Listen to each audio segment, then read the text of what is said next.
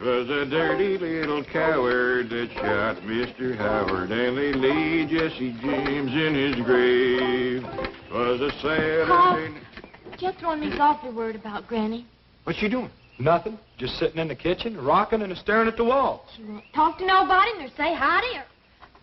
Yeah, I noticed Granny kind of drooping this morning. I reckon she misses Pearl. But them two was always scrapping. I reckon that's what she misses. You know, Granny's a lot like that band of yours, Ellie. She loves a scrap. That's the truth. Used to pleasure her considerable to throw Aunt Pearl out of her kitchen. Yeah, Granny don't want no one cooking in there except her. Jethro, I think you just come up with an idea. I did? What was it? Ellie will go out there and act like she's going to fix up a mess of victuals. That'll get Granny's hackles up. You take care of her for me, Jethro. Now, Ellie Mae, I know it's against your nature, and I know how much you love your Granny. But for her own sake, I want you to try to be real spiteful. Try to get her riled up. Do it, Paul. Hey, Uncle Jed, can I go too? After all, it was my idea. Oh, wasn't it? Yeah, Jethro. And take that bandy along with you. Ain't nothing riles Granny more than chickens in the kitchen.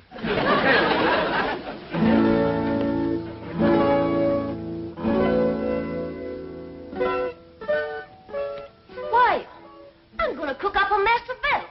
That's what I'm going to do.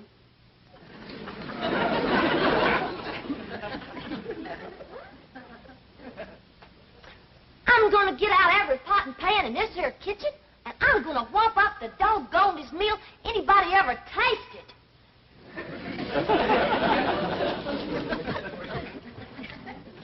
Hi, Allie. What you fixing on doing? I'm going to cook up some victuals. Granny don't allow nobody to cook victuals in her kitchen. I don't care what Granny don't allow. I'm going to cook up some victuals anyhow. I'll help you. Here now, what are you young'uns up to? Oh, we's going to cook us some victuals. Why, you know Granny don't allow that in her kitchen. We don't care what Granny don't allow. We's going to cook us some victuals anyhow. Jethro, is that a chicken you're holding? Yes, sir. Well, you better get shed of it right away. No, I mean outside. Ain't nothing riles Granny more than chickens in her kitchen.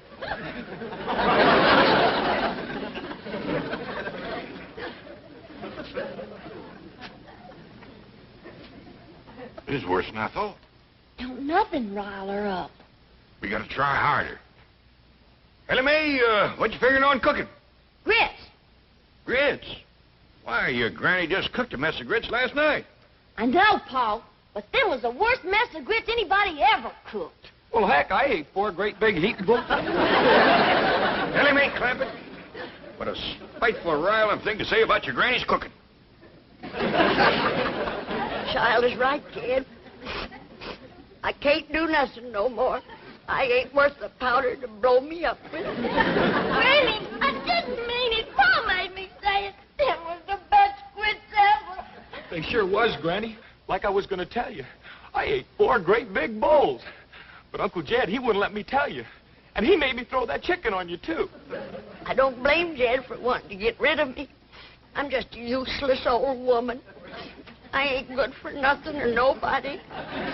My time has come. Now, Granny, hold on there. No, Jed. Just do me one favor. Send me back home. I don't want to die in this foreign country. Now, hush that kind of talk. Paul, you ain't gonna let Granny... Don't try to shield me from him, young'uns. Just make it quick and merciful, Jed. Poleaxe me. Well, I sure made a mess of that. Come on, maybe we can think of something if we go outside and put our 2 chicken brains together. Oh, come on, Uncle Jed.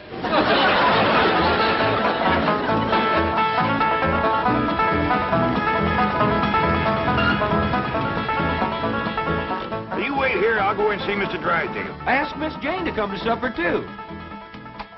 Mr. Drysdale, look who's here. I don't want to be no bother. Well, it's always a pleasure to see you, Mr. Clampett. Sit down, sit down. Thank you. Well, now, what can I do for you? Well, I got a little problem. You know, your problems are my problems. What's troubling my favorite depositor?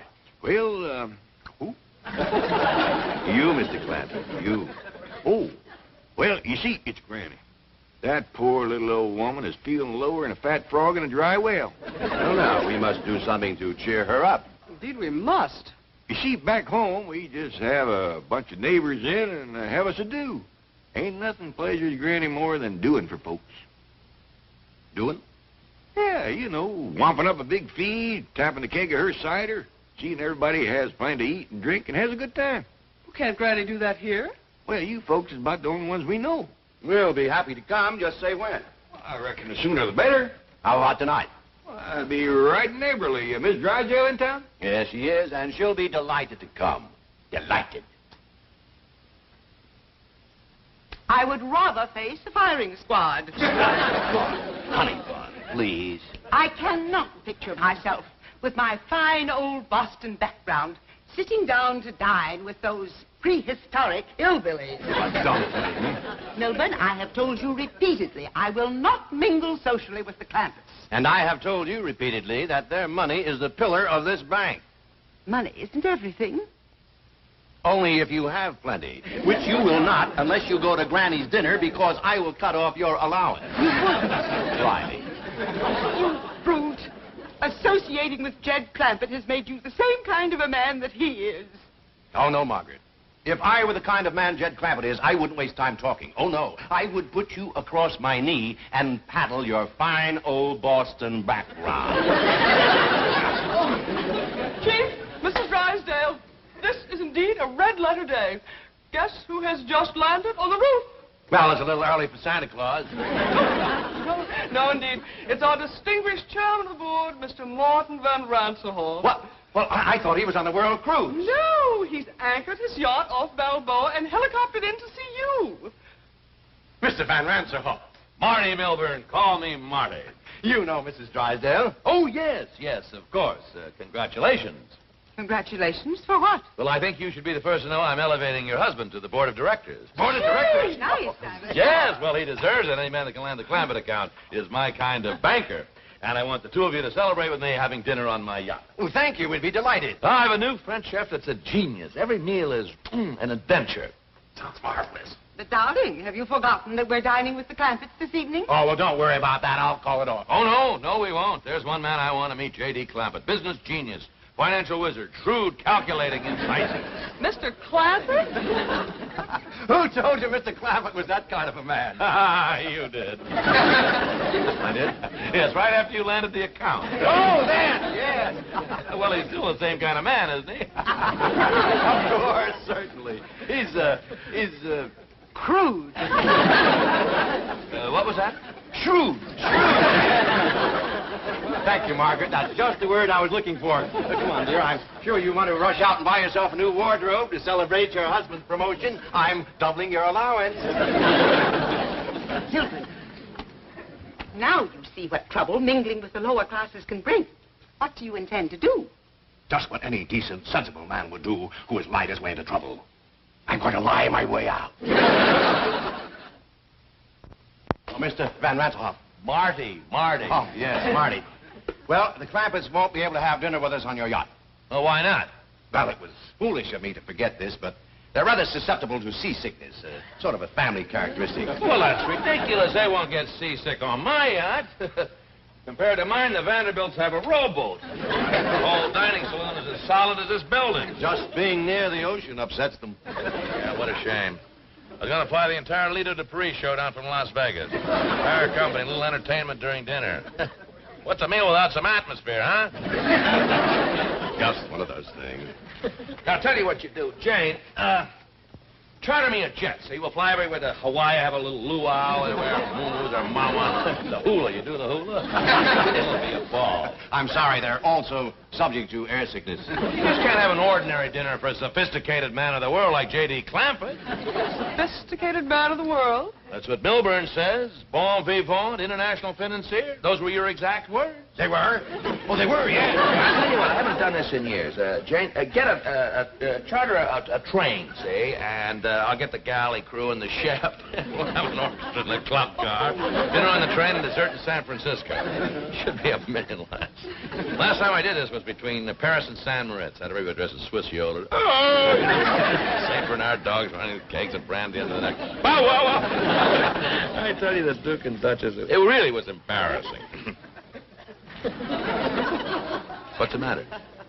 They get train sick, too. How do these people travel? In space capsules? Just don't stand there. Come up with an idea. I'm racking my brain, believe me.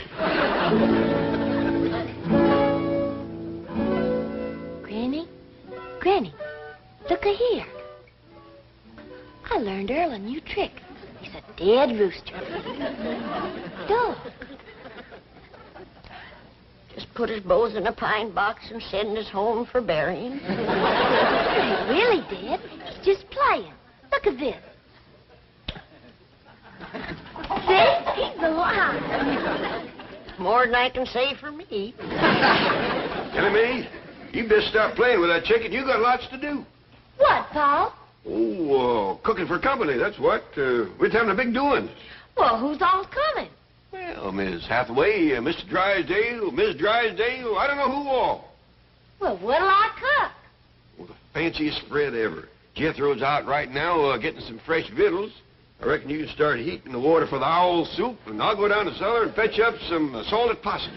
Hold on, everybody. We's having a do, I'm gonna do the doing. Now, you may get this chicken out of here. Nothing riles me like chickens in my kitchen. And the rest of you scat, too. Ellie Mae, you set the table in the fancy eating room. Jed, you go cut me some fresh greens.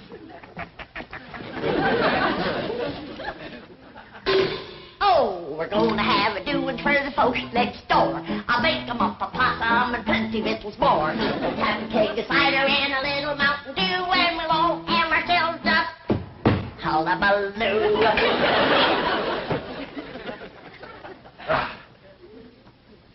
Look, there's a place out here called the Coliseum, isn't there? Yes, it's a stadium.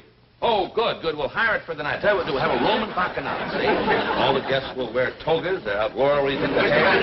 Marty, Yes? I don't think you can get the Coliseum on such short Well, I'll notice. tell you what, we'll get Grauman's Chinese. That's a theater. Rent the theater, you understand? Have all the guests dressed in kimonos, and we'll have dinner out in the forecourt. Oh, and by the way, Ken, get me some fresh cement. I'll bet you Jed Clampett never put his footprints in wet cement while eating fried shrimp. Well, to tell you the truth. Oh, I know what you're going to say. That's the trouble with fellas like Clampett and me. We've been everywhere. We've done everything. There just are no new thrills. Yeah, that's probably why the Clampetts are such a secluded family. They never go out. Hey, by the way, you're going there for dinner tonight, aren't you? Well, yes, but... Jane, call them and ask if I could impose on their hospitality. I just got to meet the Clampett. No, don't call. Well, why not? Well, they don't like to talk on the telephone. Now, I'll go up there in person and speak to them on your behalf. Oh, good boy, good boy. Look, just in case, I better get a date for tonight. Get me Liz Taylor on the telephone. I believe she's in Europe. Judge Gabor. Married? Paula Bridgerton married. Susan Hayward married. Jane Mansfield married. Jane Hathaway. Single. Who is she? Yours truly. Yeah, Shirley MacLaine married. Mr. Van Ranserhoff, I think I should tell you that I already have an invitation to the Clampetts for dinner tonight. We are very good friends. Very close. Really? Listen.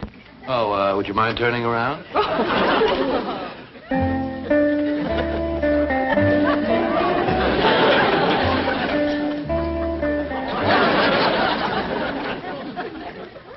Debbie Reynolds is married. Van Ranserhoff, I think you should also know that the Clampetts do not, as they say, cotton to strangers. Miss Hathaway, let me say that you have a date for this evening. Jolly good. But, a word of caution. The fact that I have appeared eager might lead you to believe that I am a girl with whom you could take liberties. Nothing could be further from the truth. I permit no familiarity on the first date. Bless you, my girl. I can't tell you how sorry I am, Mr. Clampett, but you see, Mr. Van Ranserhoff is my boss. Well, bring him along. Granny's got plenty of possum, grits, and owl soup. Well, I'd love to bring him, but he has dinner planned on his yacht, and I have to do what he wants. I'm terribly sorry. Well, so am I. Poor Granny is going to be like a mule kick to her. Well, tell her we'll come tomorrow night or tomorrow morning for breakfast if she likes, but tonight I have to be with Mr. Van Ranselhoff. Well, I understand. Thank you, Mr. Clampett. Thank you very much.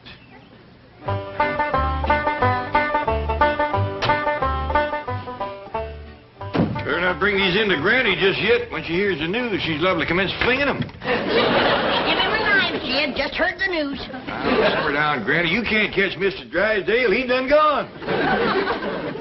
What do I want to catch him for? Coming back here tonight with Miss Jane and Mr. Ranselhoff.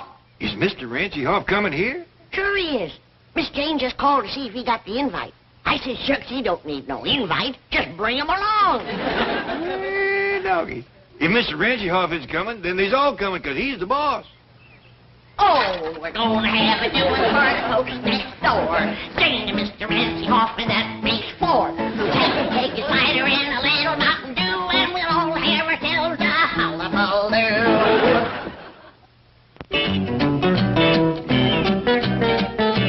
What do you mean Ranselhoff's going to the Clampetts? I'll be exposed. I'll be ruined. Chief, veritas vincit omnia. If that's the name of a poison, get me some. Means the truth conquers all. Tell Mr. Van Ranselhoff the truth. Admit that you deceived him. Do you know what happened to the last man who admitted that to Ranselhoff? He is now working at the bank at Moose Jaw, Alaska. He goes to work in a dog sled. I have an idea.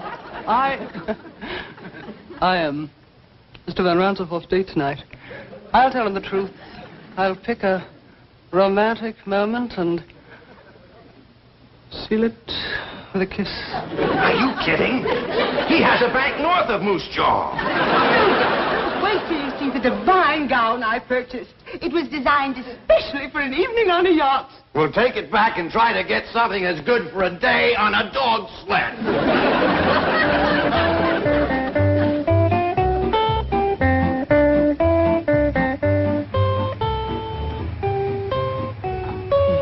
Say, what a place, huh?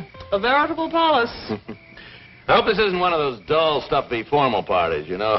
Last week I went to one at Buckingham Palace with the liveried servants and the protocol. Not a laugh all evening. Well, I doubt very much it will be formal. On the contrary, Oh, don't tell me. I love surprises. Elsa Maxwell gave me a surprise party last month at the Waldorf Astoria. Converted the main ballroom into Sahara Desert. Sand dunes and camels, real camels. Everybody came as chic. She came as a belly dancer, and I was Lawrence of Arabia. Oh, what a laugh.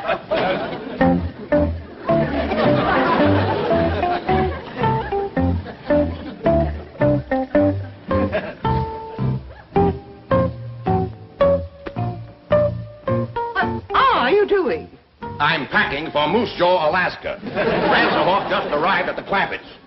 Surely you're exaggerating the situation. Margaret, one look at those hillbillies and I'm an Eskimo. Lady Clampett, may I present Mr. Martin Van Ranselhoff? How do you do? Hey, they just call me Jed, and this here's Granny. Pleasure to know. How do you do?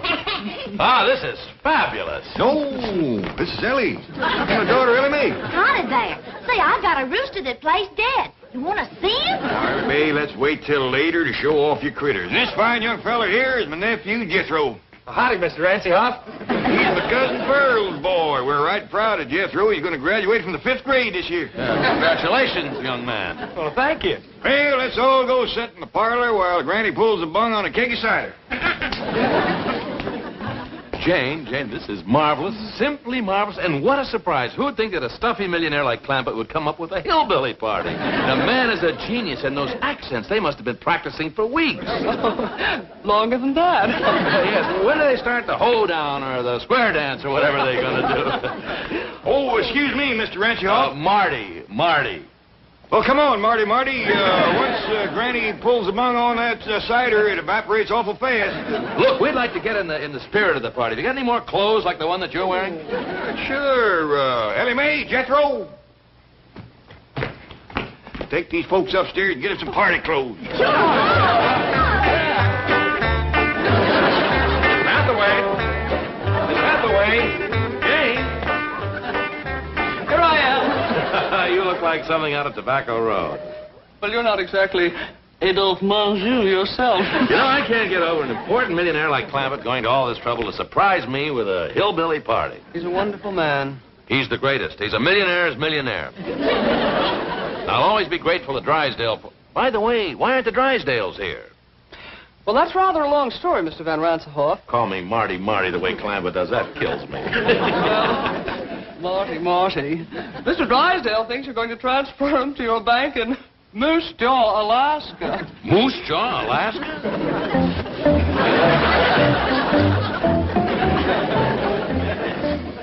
Milton, what are you doing? I'm trying to figure out if I can convert these into snowshoes. I've had enough of this ridiculous nonsense. Are we going to dinner or not? No, that depends. Mr. Van Ransenhoff spoke so highly of his French chef. I'm simply dying for a Chateaubriand. How would you feel about a nice big dish of flaming blubber? I hear square dance music. What does that mean? It probably means that Ranselhoff has left. He's on his way over here, and we're on our way to Moose Jaw.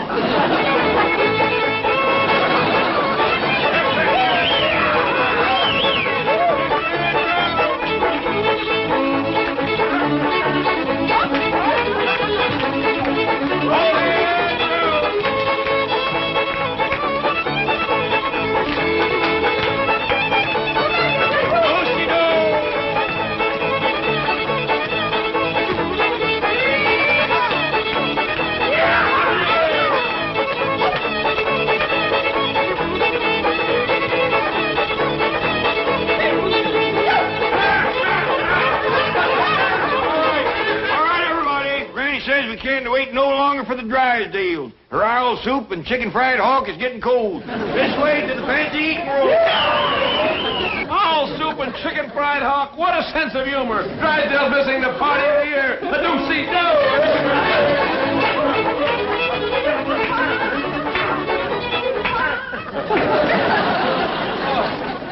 Dinner in the billiard room. This is priceless. Now, before we all sit down, there's a couple things I better explain to you, Marty.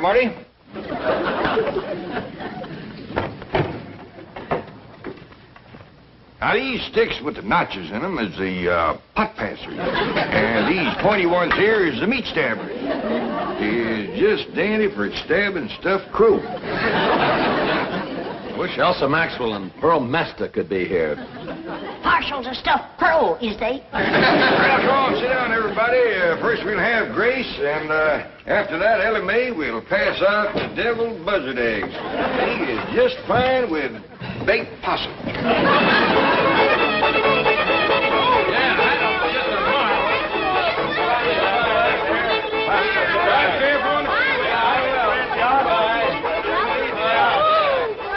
I tell you, fabulous. Is that fabulous? I tell you, I've been to parties all over the world, but this is the cleverest, the most original, and what food? Imagine calling roast pheasant au jus stuffed crow with gopher gravy. I noticed that you didn't eat much. Oh, the excitement of the evening. Yes, I must say, I don't blame you. I can hardly wait to get back from that around-the-world cruise, see what kind of party they're going to plan for me next. Oh, Marty. Granny says you seem so fond of her deviled buzzard eggs, she wanted you to have these to take home with you. Well, thank her for me. You bet I will. Get up. Wonder how much money I ought to draw out. Don't forget, I need school supplies. And I need victuals for my critters. And I need victuals for you critters. I reckon I might as well draw out enough money to last us a month or two. Reckon $10 will do it. I never could sleep a wink with all that money in the house. I told you not to drive with that hangover.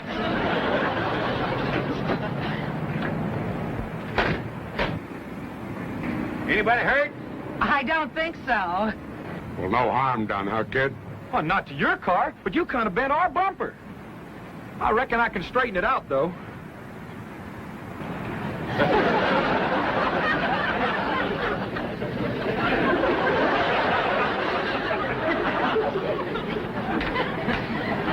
Atta boy. You going in the bank, old-timer? Yes, sir. I was planning to. Well, come with me. They know me here. Maybe I can do you some good. I hope hope you'll forgive my stupid husband. Had a bad day yesterday with the nags, and he got stoned last night. So now he's got to borrow some money to pay off his bookie. What's a bookie? A little rat called Sam the Collector. Oh, Jim could only stay away from the horses. Your husband likes horses, does he? Loves them, especially losers. Jed says a man who likes animals can't be all bad. Here comes Uncle Jed, Granny. Well, let's be on our way. Bye, ma'am. Glad there was no harm done. So am I.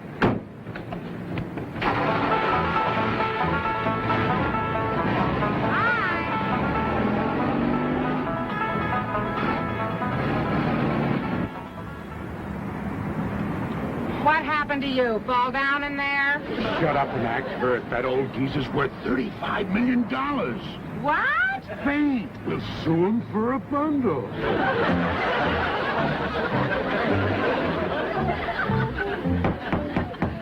Case of Johnson versus Clampetts. Are the plaintiffs ready? We are, Your Honor. Are the defendants ready? Mr. Clampett. Yes, sir? Please rise when addressing the court. Yes, sir, your courtship. Your Honor. Oh, just call me Jed. Mr. Clampett, let me warn you that any attempt at humor will be dealt with severely. You're being sued for $100,000. Do you consider that funny? No, sir. Very well. Are you represented by counsel? Am I what? By who? You have an attorney. A lawyer. Oh, no, sir. I see. You're appearing in pro per. You any objections? No, Your Honor. Well, hearing no objection, I'll permit your defense. Well, thank you, sir. For the plaintiffs will make his opening statement. Thank you, Your Honor. Although my clients, the Johnsons, are really in no condition to appear today, I have persuaded them to come to court so that Your Honor can see the carnage wreaked by this criminally careless family of hoodlums. Oh, excuse me, young feller, but our name ain't Hoodlum, it's Clampett. That's all except Granny, she's a Moses, and Jethro, he's a Bodine. He's my cousin Pearl's boy. Pearl's back home right now with Jethro and his sister trying to get her married. She's 18 and still single. That is enough. That's the way my cousin Pearl feels. A girl passes 18 and her chances of getting a husband. Mr. Clampett, will you please be quiet? Now, I'm going to excuse this outburst because apparently you're unfamiliar with court procedure. However, one more infraction and I will hold you in contempt. You be seated. Proceed, Counselor. As I was saying, Your Honor, I have prevailed upon my clients to appear today, although at the cost of great personal suffering to themselves. Bailiff, if you please.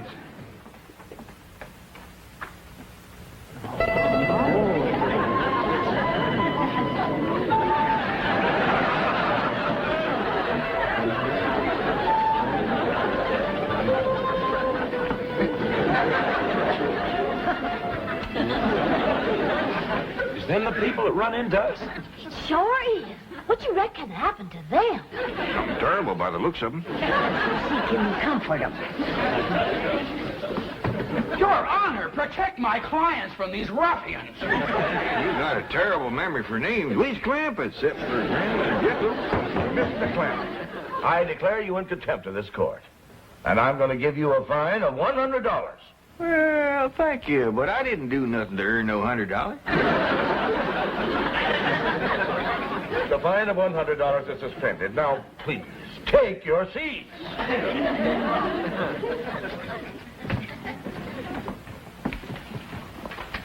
Jed, where's the $100 he promised you? Didn't you hear him, Granny? The judge spended it. What right he got spending your $100? Order in this court. The attorney for the plaintiffs will proceed. Your Honor, the maimed and broken bodies of my clients speak more eloquently than any words of mine in condemning the criminal actions of this lawless family. What'd he call us that time? Lawless? I know a family named Lawless. Awful nice folks. Raise pigs. You will prove, Your Honor, that on the day and date set forth in the complaint, said defendants did willfully and maliciously crash into the plaintiff's car, inflicting upon the bodies of the plaintiffs numerous and grievous injuries, for which we ask the court to award damages in the amount of $100,000 to said plaintiffs. He can't even remember the Johnsons. He keeps calling them the plaintiffs. There are two ways about it. When it comes to recollecting names, that young feller's pitiful.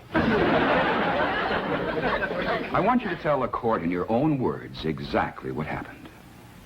Well, Mrs. Johnson and I had just driven up to the bank where I hoped to borrow some money from my favorite charity, the Horse Lovers of America.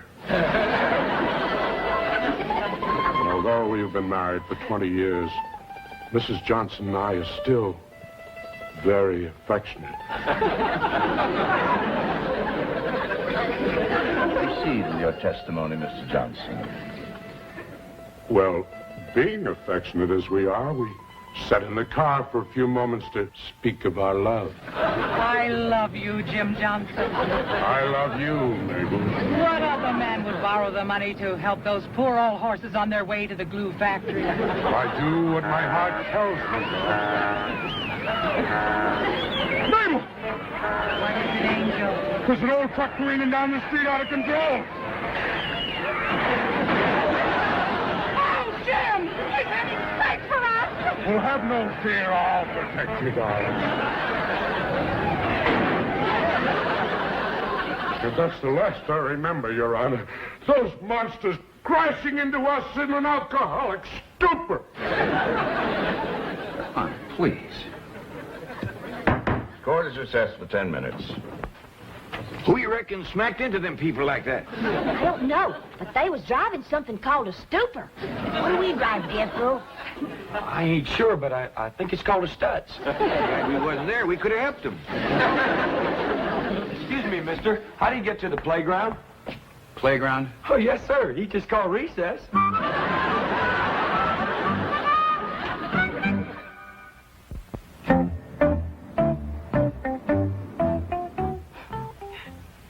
For my poor Jim's sake, I was glad he was unconscious so that he didn't have to see the worst part. Would you describe what you mean by the worst part? Well, you see, the impact threw my husband out of the car. There he lay on the street, broken and bruised. My precious darling. Did those insensitive beasts care? No. They actually seemed happy about it. Let's back up and hit him again. That one about knocked him 5 feet in the air. Why don't you learn how to stay out of people's way? You girls, look what you've done to my husband. I'll bring him around. If this don't bring him around, he's dead.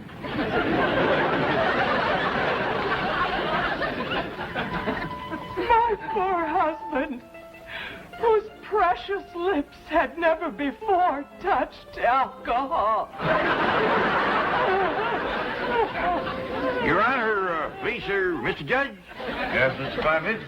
Do you wish to question Mrs. Johnson? Oh, no, sir. That poor woman's been through trouble enough. I just want to say that me and my family here is right good at tracking and trailing and hunting. And we'd be right pleasured if you'd let us go out and hunt down them rascals that was so mean to the Johnsons. Clampett, do you expect the court to take those remarks seriously? Well, I reckon I did brag a little too strong on us, but if we can't catch him, we got a hound dog named Old Duke. He can follow our trail a month old. That's back again. Why, you just give old Duke the scent, he can't get after it. Is it possible that you people don't realize that you are the accused? What do you mean? You are the folks who caused these injuries to the Johnsons. Us? Who says so? They do. That's a daggling lie. We wasn't even fighting. Bailiff, restrain these people. No, you want to fight. You want to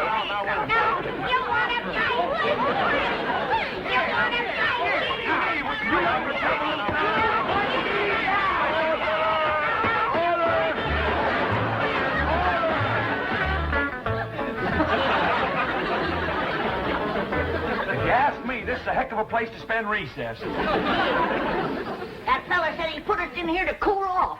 It's hotter in here than it is in there. Well, there's one good thing. He's going to give each one of us $100. Fine.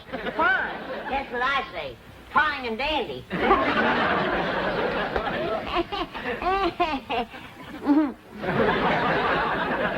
Dad, you look like you're counting hairs on a hog's back. What you studying on?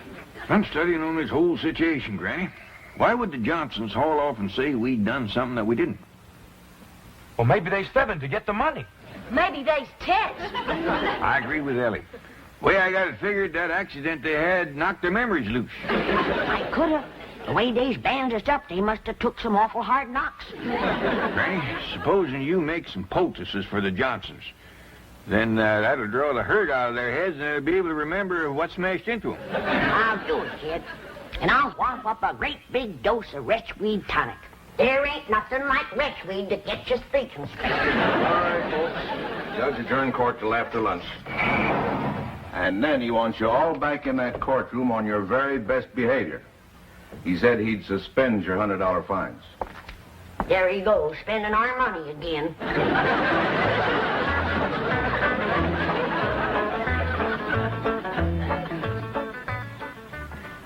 I'm going to ask the court for a judgment by default. Those hillbillies aren't coming back. They probably left town. Hope we didn't keep you folks waiting. We hurried the best we could. Didn't even stop to eat. For a piece over at our place. Granny got a lot of fixing to do. And you're going to feel a heap different when I get done with you. How dare you threaten my clients? Quieten down, little man. Ain't nobody threatening nobody. They're back, Your Honor. All rise.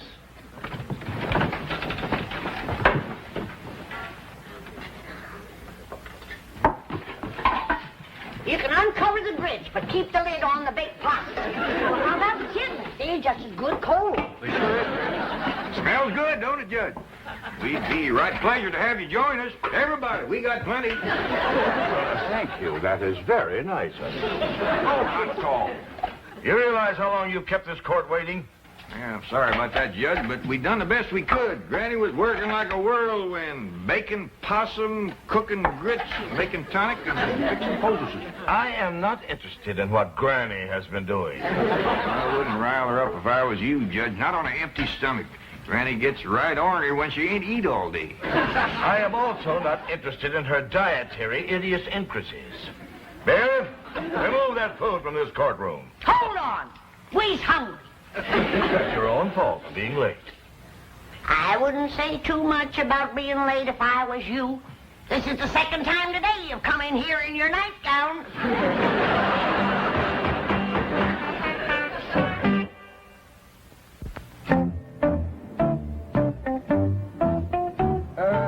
Tell me, Jethro, do you like to drive that old truck? Oh, yes, sir. Do you like to drive fast? Oh, yes, sir, but I'm Just always... answer the question yes or no, and tell the truth. How do you like to drive fast? Yes, sir. Were you driving fast the day you crashed into the Johnsons' car? Oh, no, sir.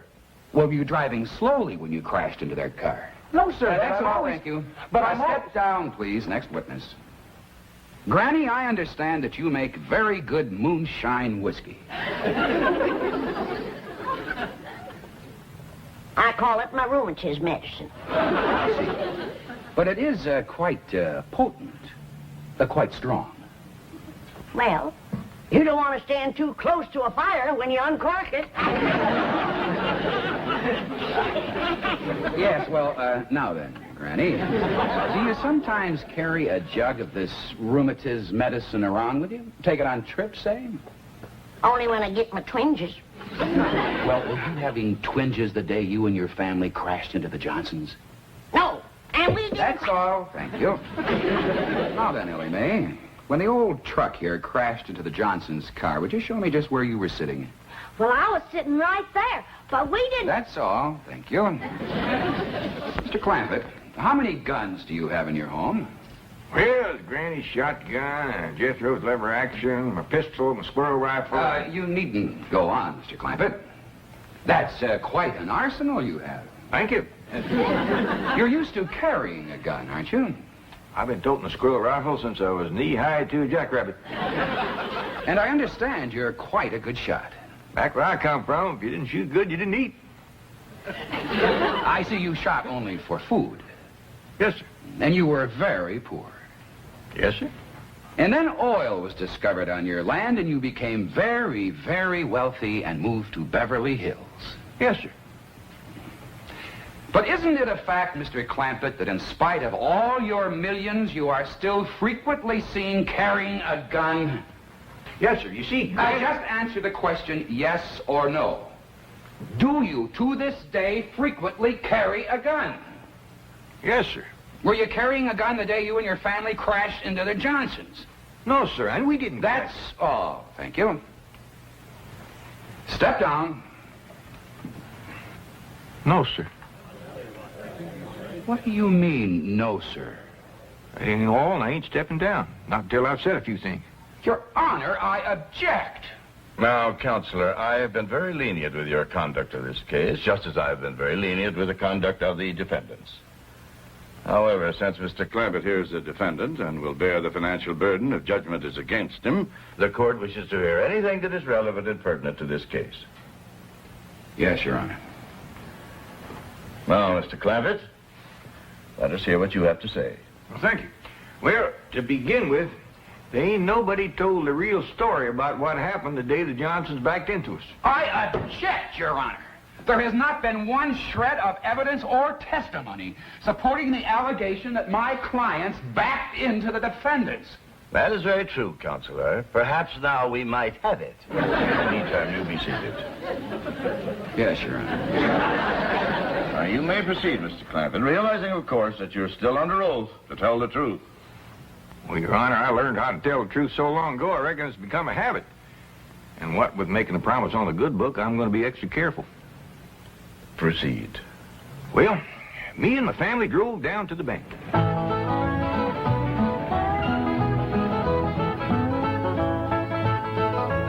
And then we drove on home, and that's the last we seen of the Johnsons till somebody come to the house and told us to come down here to the courtroom. You may cross-examine. Well, that's quite a story you told, Mr. Clampett. Very simple and very sweet. Just the truth, like I promised. You're innocent of all these charges against you, aren't you? You've nothing to hide. That's right. Then why, Mr. Clampett, did you not answer the summons and complaint served upon you by the county marshal? Summons and complaint? That is right, complaint.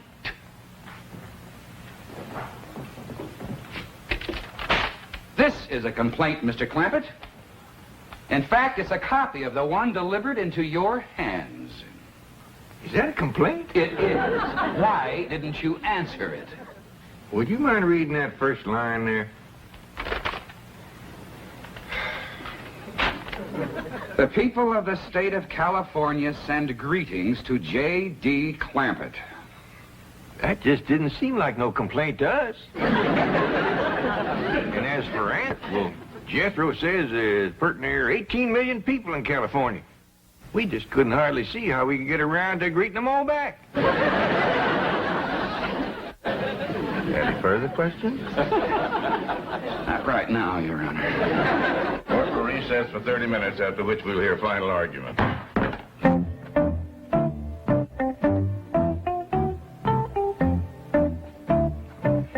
Mrs. Johnson, I'd like to have a little conference with you and your husband before court resumes. Do you know where he is? Probably out calling his bookie. Dr. Bookman. Another thing, you told me your husband was a teetotaler. After lunch today, I thought I smelled liquor on his breath. That's his medicine for pain. Mrs. Johnson, are you sure that you and your husband are telling me the complete truth about this case? What do you mean? Are you siding with that millionaire against us poor crippled people? Bodies all aching and racked with pain? It's just that Mr. Clampett's story was very convincing. And there were no witnesses to the accident. You told me we didn't need any witnesses. You said because they didn't answer the complaint, we didn't have to bring in any witnesses. But you mean you, could have brought in witnesses? All you want.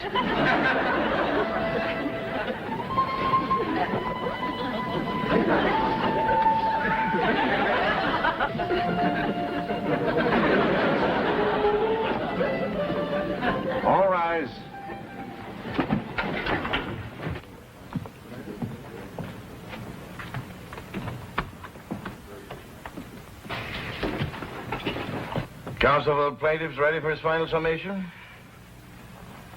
Yes, Your Honor. Your Honor, sir, Mr. Judge, could I say something that might save us all a lot of time? You any objections? No, Your Honor. Proceed, Mr. Clampett. Well, sir, if it's all right with you, I'd like to go ahead and give that $100,000 to the Johnsons. Do you admit the claims made by the Johnsons? Well, no, sir, it don't. But he deserves the money, and I can afford to give it to him more if he needs it. Would you mind telling the court why you think he deserves it? Well, Your Honor, I got a daughter here, Ellie Mae, and I reckon she means more to me than just about anything in the world. And during the recess, when I seen Mr. Johnson with his daughter and seen how much he loved her, just like I do Ellie Mae, well, it kind of tore at my heart. What daughter? Shut up. There he was in his wheelchair in that little room across the hall, and in walked this beautiful girl with the long red hair, and I knowed right away she was his daughter because she walked up to him and she says, "How's it going, Daddy?" Judge, Your Honor, with no nurse to help him, that brave man got to his feet and stood there straight and tall so she wouldn't see he was suffering. And he hugged her and he kissed her, and right then is where I found out she was a heap like my daughter, fond of critters. Because he said, "Marcia, darling, when I get this $100,000, I'm going to take you to Mexico and we're going to watch the ponies run." Run up for that. Your Honor, these developments surprised me as they did you. I asked to be relieved from the case at once. Request granted. This court finds for the defendant.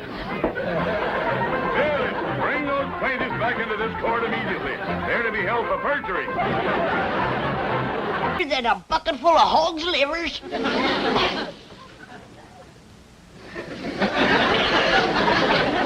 Don't touch it. It's haunted. I bet you little Jasper crawled in there to get warm. Who in tarnation is little Jasper?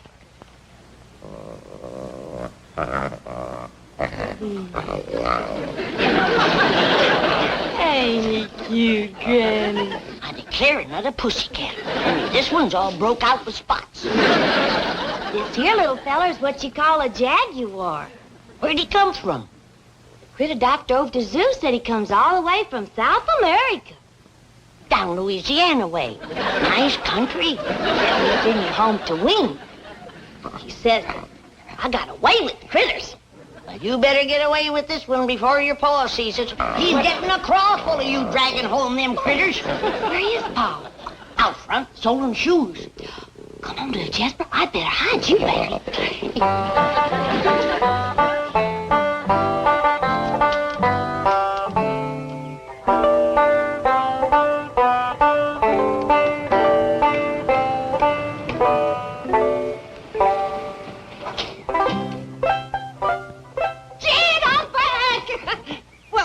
It's me, Pearl. Don't you want to kiss me?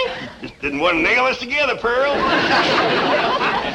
My doggies, it's good to see you. It's good to be here. I thought I heard Pearl's voice. Granny! You old rascal, you surprised us. How are things back home? Fine as frog's hair. Why didn't you let us know you was coming? We'd met you at the airport. Oh, Daddy spoiled the surprise. Besides, I didn't want to take Jethro out of school. And Mr. Drysdale offered his limousine and livered chauffeur. Thanks a heap. Jed, give the chauffeur a tip. Come on, Pearl. Come inside. Tell me all about it. Oh, just a minute, young feller. Got a tip for you. Thank you, sir. Plant your corn early this year.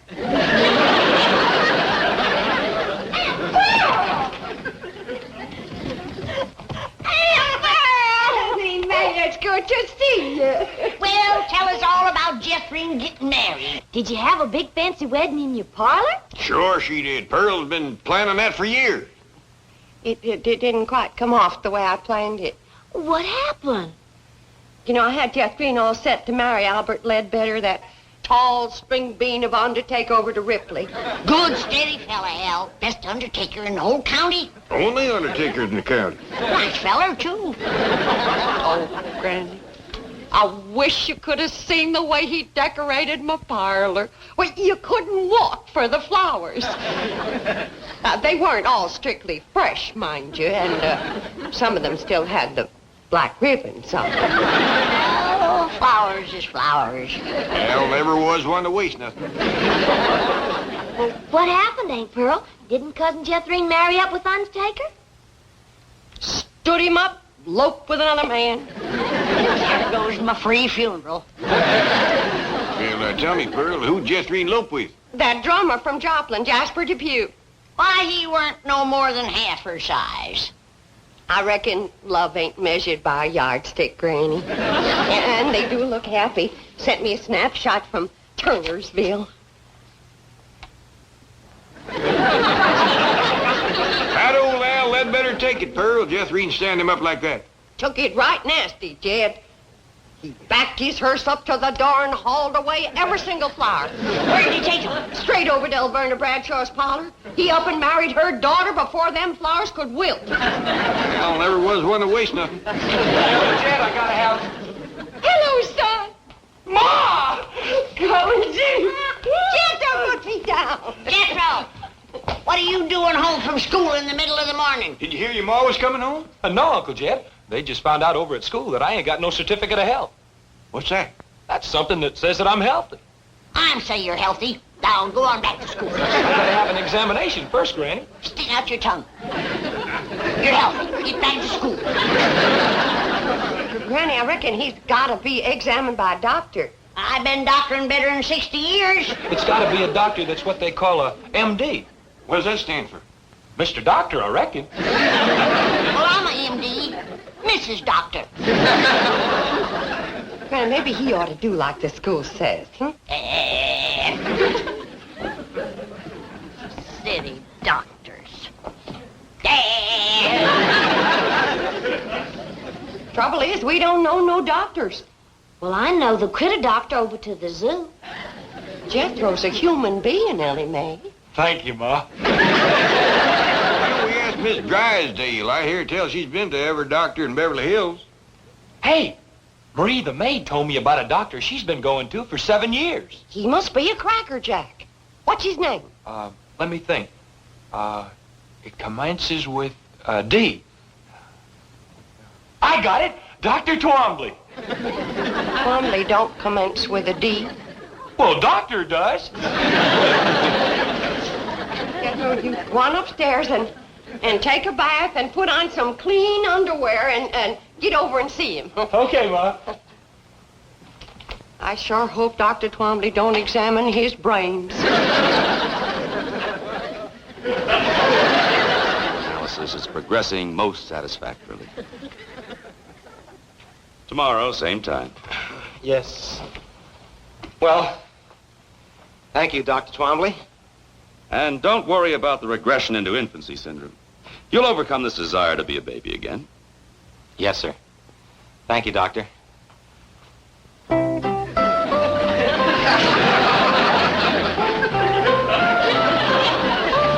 Thank you.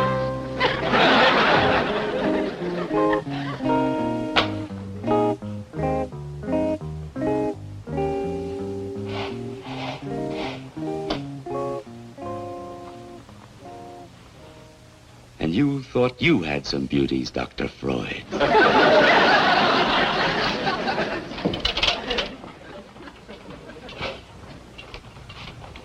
Oh, Doctor, there's one more patient. His name is Jethro Bodine. This is my golf day. You know I don't take patients after 11 o'clock. He was referred by Mrs. Drysdale. Oh, all right. Call Dr. Black and tell him I'll meet him on the golf course at 12:15. Yes, Doctor.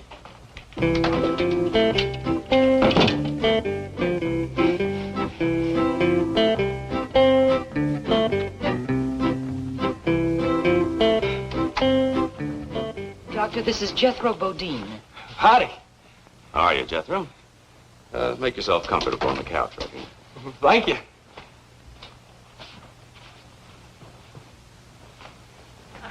Well, would you like to tell me all about yourself and why you're here? Well, why I'm here is that I can't go to school till I get examined by you. Just lie back and relax. Oh, thank you. Now, suppose you tell me about this problem you're having at school. Well, my biggest problem is staying awake while the teacher's talking. Well, that might be nothing more than a benign subconscious rejection of authority represented by the teacher. It doesn't mean that you necessarily lack interest or capability or intelligence. Above all, you mustn't let this cause you any distress. Together, we will probe into the underlying causations and...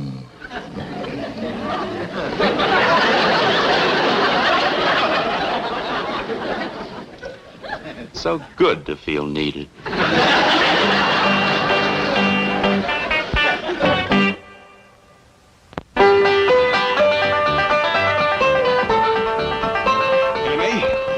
Little critter just scared the living daylights out of your Aunt Pearl. Now, something tells me it just might be yours. Awful sorry, Paul. I plumb forgot I hid him in Aunt Pearl's dresser drawer. He just loves to get in betwixt clothes and snooze. Give me a terrible start, Ellie. I thought it was a fur muffin. Started to stick my hand in and he bit right down on it. Oh, I let out a yell, I can tell you.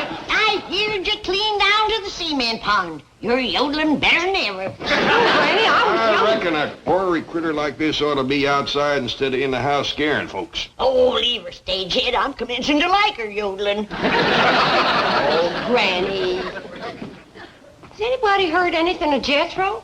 He's been at that doctor for a good spell now. Ah, rest easy, Pearl. There's a lot of boy that examine. Now, Jethro, during your few waking moments, you have managed to tell me that your mother's a widow. Oh, yes, sir. I'd like you to tell me all about your mother. I'm very interested in her. Don't blame you. She's pretty. That's fine. Now then, Jethro, what's your relationship to your mother? I'm her son. Yes, I know that. But how do you feel about her? Do you like her? Oh, I sure do. She's a dandy, huh? Does she ever give you hostile emotions or aggressive tendencies? Well, she would if I asked her for 'em. Yes, well, suppose we talk about your father. Do you remember him? Oh, yes, sir. He used to take me hunting. Taught me how to shoot with a rifle when I was just a little feller. Oh, you were good buddies when he was alive. Oh, yes, sir. Did you miss him? I never shot at him. Well, suppose you tell me about the rest of your family. Do you have any brothers? No, sir. But I got a sister that's got one. Well, that would be you, Jethro. No, sir. Her name is Jethrine. Why don't you go back to sleep for a while? Oh, Granny, wait till you see what all's in here. Every last thing you asked me to bring back from the hills. Oh, bless you, Pearl. Coon root. Pearl, you'll never know how I needed this. When you simmer this in slippery elm tea, it is first rate for chills and fever. Dried crawdad tails. Big rascals, too. When they is ground up to powder. You can't beat it for easing headaches, curing warts, and seasoning sauerkraut. Catfish whiskers. Oh. Sump water. Oh. Dogwood bark. Oh. And the skins from 3 full-grown newts caught at midnight under a full moon. You ain't gonna believe this, but you just can't buy these in Beverly Hills. That's a fact, Pearl. Jethro drove me up to 5 big department stores out here, and not one of them had a newt skin. When it comes to charms and potions, you might just as well not commence unless you got the midnight moonlight caught fully grown newt. Pearl, did you do all this gathering yourself? Oh, no, not yet. I had company, especially for the midnight moonlight newt hunt. Anybody I know? Oh, 3 of the most marriageable men in the hills. Well, that'd be Jack Cantrell, Widower Lloyd, and Old Man Casey. Oh, he ain't so old. I declare, I had to watch out more for him than the newts. I'm surprised you didn't get married while you was back home, Pearl. I had plenty of chances, Granny, but I got sport living out here. So I'm going to hold out for one of them good-looking, snappy-dressing, money-spending Beverly Hills fellas. Wild honeycomb. Honeycomb and Mountain Dew. Best thing in the world for quinsy. Mountain-grown flaxseed. Nothing better for poultices. Old George McQueenie sent that to you. I'll take it anyway. Ma! Ma! Well, what'd the doctor say? Are you well? Are you healthy? I never did find out. But when that Dr. Twombly heard that you was my ma, that's all he talked about from then on. Talking about me? He must ask a dozen questions about you. But, Jethro, I don't even know the man. Well, he sure knows about you. And he'd like you to come to his office to see him. When? Well, he says the sooner the better. And he's a good looker, too. Bet you Mrs. Drysdale told him about me. I'll hurry and put on my star-bought hair and high society dress. Jethro, this Dr. Twombly a pretty nice fella? Yes, sir. But he's awful nosy, though. Never stops asking questions. Shows he's interested. But there's one thing about him Ma ain't gonna like. He's a messy writer. Yeah? Yes, sir. You know how Ma's always fussing at me for spilling ink in my writing book? Yeah? Well, he showed me one of his books, and Uncle Jed, it's the biggest mess of ink blots you ever saw.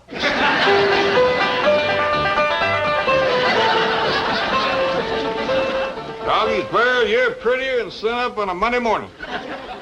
Ma, that dress shines like a new tin can. Well, I reckon that's just about the fanciest dress ever. Even the things that don't show is fancy. I got the truck waiting, Ma. Jethro, that truck's the mite breezy when you're wearing high society clothes and someone else's hair. I'm going in style today. I'll get the door, Ma. Howdy. At your service, Mrs. Bodine. Now, this is the way to live. Oh, I just hope that doctor's looking out his window when I drive up. Au revoir. Ain't no two ways about it. When it comes to style, nobody plows a deeper rut than Pearl. Mrs. Bodine, how nice to see you. I'm Dr. Twombly. Bonjour, s'il vous plaît, I'm sure. You obviously are a more sophisticated woman than I was led to believe. Merci, n'est-ce pas? Excuse me.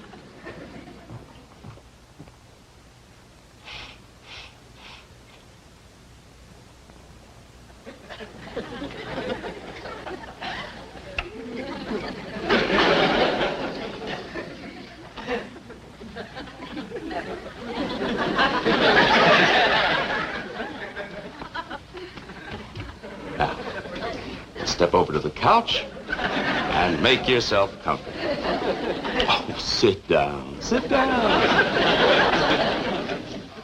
Relax. Let's get acquainted. What's the matter? Don't you get the wrong idea just because I talk French. Oh, Gene, you don't. You bet I don't.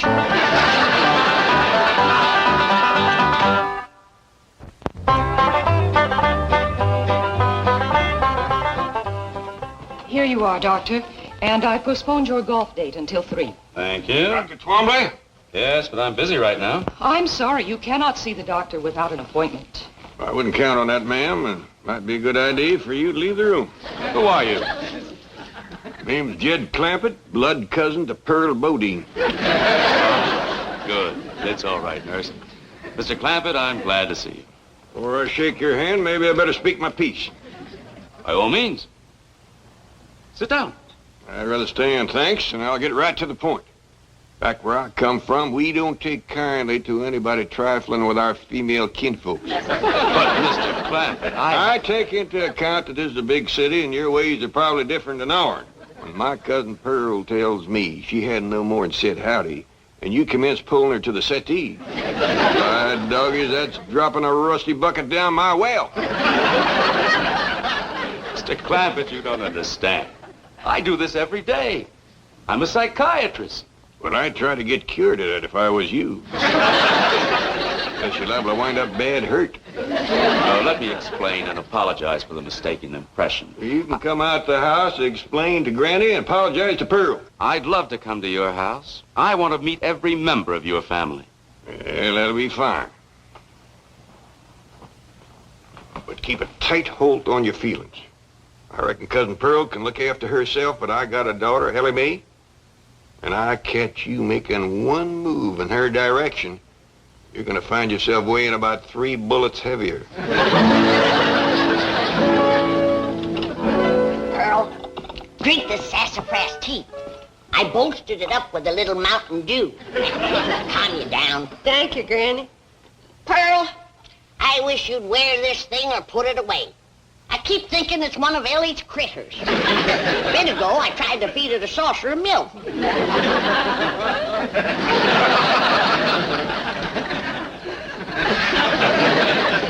Pearl? You do something different to your hair?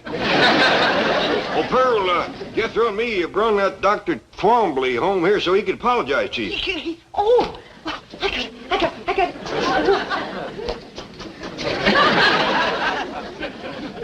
No mirror in here. I hope you didn't whoop him to where he's no good for shooting. Nobody gonna shoot nobody, Granny. That's why I come in here first. You whooped him too bad, huh?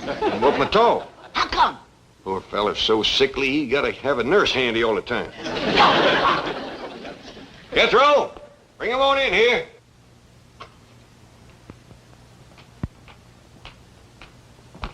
Dr. Twombly, this here is Granny. I'm pleased to meet you, Granny.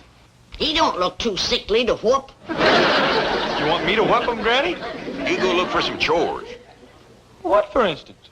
Put some air in the truck tires. They won't hold no more air, Uncle Jed.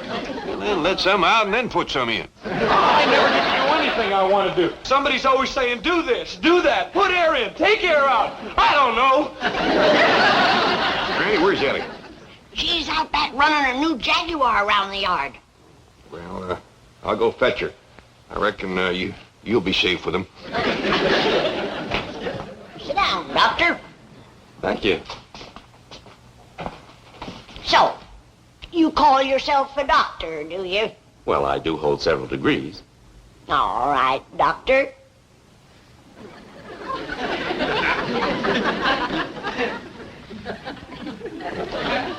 How do you cure warts? Warts? Yeah, warts. Well, dermatology isn't my field, but I assume electrodesiccation is still the preferred method. Oh, is there a newer method? Stump water and lye, mixed with ground up crawdad tails, daubed on with the leg bone of a buzzard, just before the moon comes up. Think you can remember that? Well, I'll try.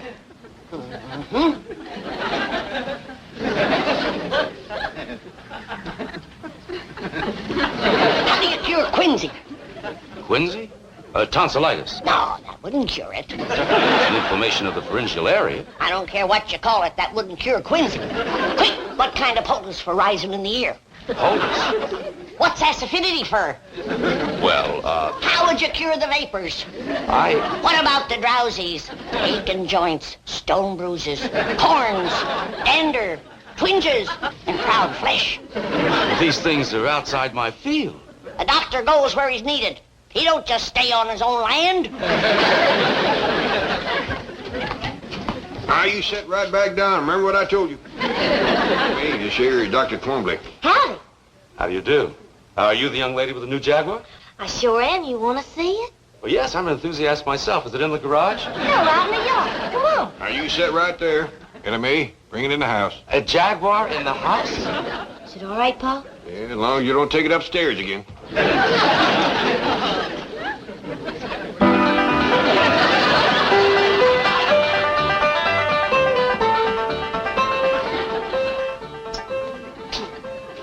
Bonjour again, Doctor. Oh, Mrs. Bodine, I am so sorry my actions in the office were misconstrued. They was downright forward, but if you want to court me proper, you can come into the parlor. Uncle Jed, looky here. How'd that happen? Well, I was blowing air into it like this here. When all of a sudden, pow! Jethro, I told you and I told you, use the pump. You always bust the tires when you blow them up by mouth. Okay, Ma. Hey, is he going to be my new daddy? Me? I reckon that's up to him, Jethro. We do have a nice parlor for proper courting. Watch out, Pearl. Here comes Ellie and her Jaguar. Oh, goodbye, folks. It's been weird. Doctor, wait, we got a big couch in the parlor. As I suggest you get on it, all of you. I'll send someone over. Well, Balda, he run out on me. Hey, Ma, you want me to catch him and tote him back? Let him go. Let him go. But, Granny, it might be my only chance to get a Beverly Hills doctor. Doctor my foot. Unless Ellie brings home a 6-foot duck, you ain't never gonna run into a bigger quack.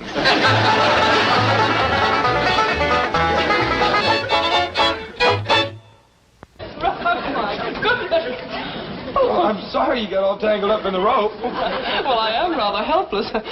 If a man were to try and kiss me now, I couldn't resist. You couldn't? No, I'd be at his mercy. Don't worry about that. Ain't no man gonna kiss you while I'm here. Jethro, you are like a magnificent skyscraper with an uncompleted penthouse. Thank you. Oh, that reminds me, Dr. Twomley is most anxious to see you again. Well, I'm anxious to see him, too. He never did give me my certificate of health for school. Well, Dr. Twomley is not an internist or diagnostician. He works in the field of psychiatry.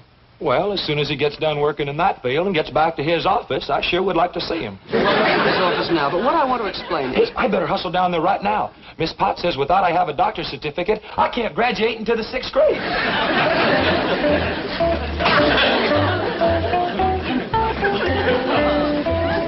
Jethro? Oh, good morning, Granny. Morning, Miss Hathaway. Where's Jethro?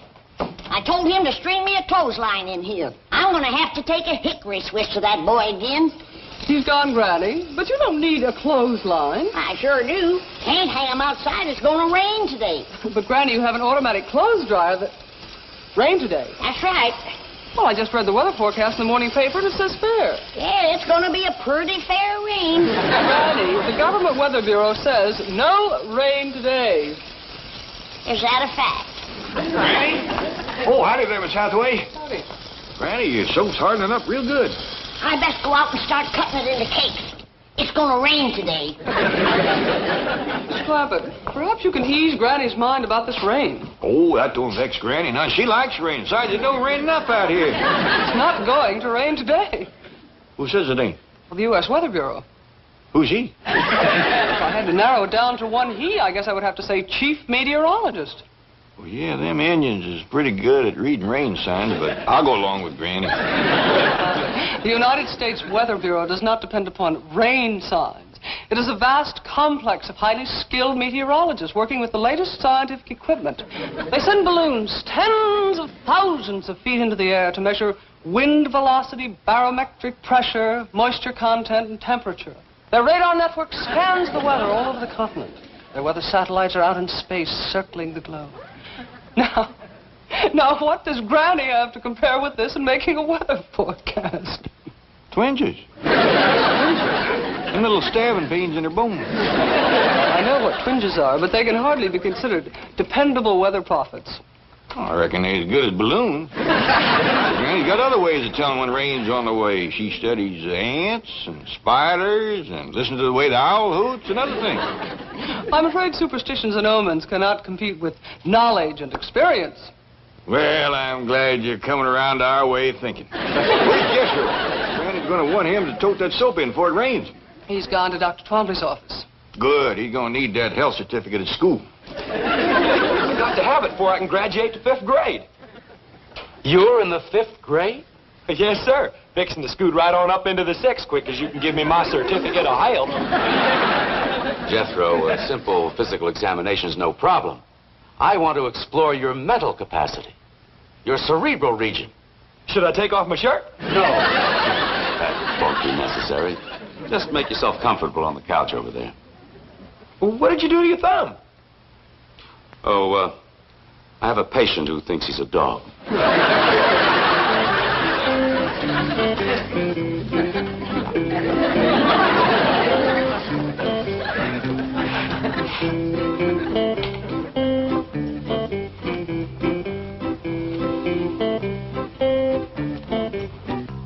I hope this examination won't take too long. I got to get to school before it rains. Oh, you don't have to worry about that, Jethro. It isn't going to rain. Oh, yes, it is. Granny says so. When Granny says something's going to happen, it happens. Sounds like she has remarkable powers. Strongest little woman you ever did see. I meant clairvoyant powers. Would you say she's a medium? No, sir. I'd say she's a small. She's strong as a medium, and if she ever took a switch to you, you'd know it. Has she ever taken a switch to you? Oh, she sure has. Woo. And you stood for it? Last time stood for pretty near 2 days. Sounds like your grandmother is rather savage. Sometimes she's as ornery as a mud wasp in a dry gourd. Violent temper. I'll say. You're afraid of her? Oh, yes, sir. She's vicious? Well, that's a fact. Mean? Darn tootin'. Cruel? Oh, yes, sir. You hate her? Granny? Why, she's the sweetest little woman that ever lived. But you said she whips you. Well, she sure does. How often? Just as often as I need it. Jethro, you're quite a remarkable boy. Oh, is the examination over? No, just right. Now, you say you don't hate your grandmother. But how do you feel about your Uncle Jed? Is he a strict disciplinarian? Uncle Jed says that's nobody's business. What? He says it don't matter what church you go to, just so long as you go. My question wasn't about religion. Well, if you ever get one, you just ask Uncle Jed, because he can quote the good book from cover to cover. That's wonderful. So you like your Uncle Jed? Oh, yes, sir. Well, back home, I used to brag that Uncle Jed could outshoot, outlift, outhunt, outfight, and outfigure any man in them there hills. I see. Back home, you were proud of him, hmm? Oh, yes, sir. But now that you're in Beverly Hills, surrounded by well-educated, well-dressed, sophisticated, important, and successful men, you still brag about him? No, sir, I don't. Uh-huh. Why not?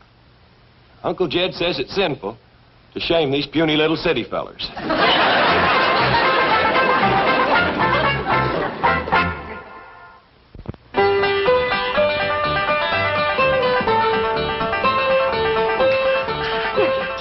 Miss Hathaway. Hello, Mrs. Bodine. I'm so glad you're here. I just put the last stitch in Ellie Mae's brand new dress, and I'd like for you to see it. Oh, I'd love to. Ellie Mae, come on down.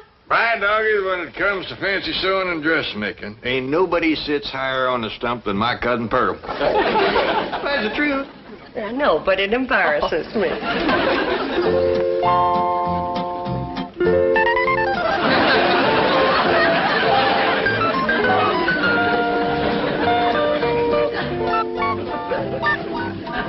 Kind of busy, isn't it? My doggies, I bet you Beverly Hills ain't never seen a dress like that. You have my word on it. It ain't so much. Ain't, she says. Look at her, grinning like a butcher's dog. You mean you did this all yourself? Oh, every puff, ruffle, gusset, gore, and eyelet. Let's go show it to Granny and Jethro. Oh, Mrs. Bodine, Jethro is in Dr. Twombly's office.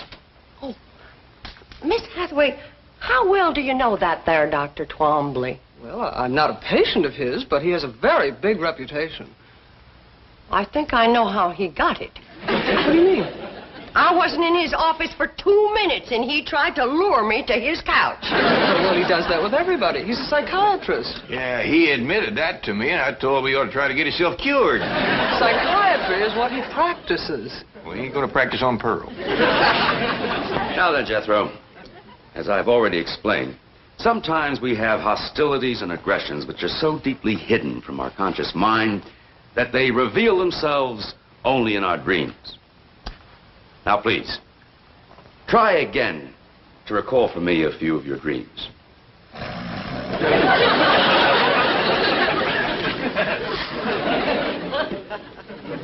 Jethro. I want you to tell me about your dreams. You keep asking me about my dreams, but you won't let me sleep long enough to have one. Let's forget about the dreams and go back to your conscious relationship with your family.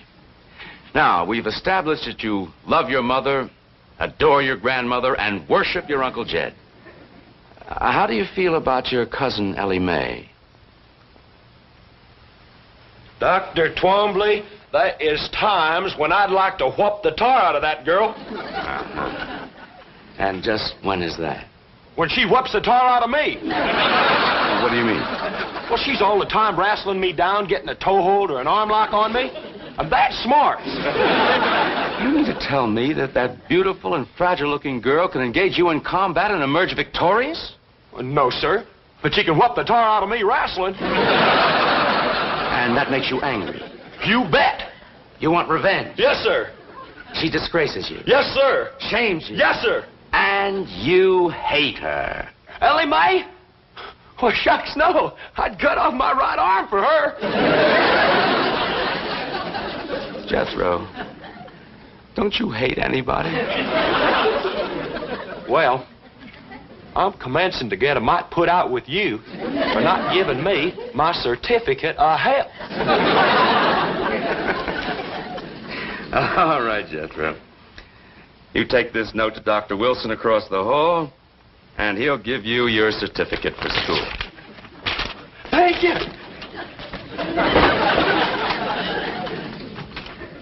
Oh, howdy, Mr. Drysdale. Well, Jethro, hello. You going in to see Dr. Twombly? Briefly, yes.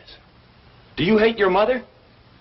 No. Well, don't tell the doctor. Seems to disappoint him something awful. Come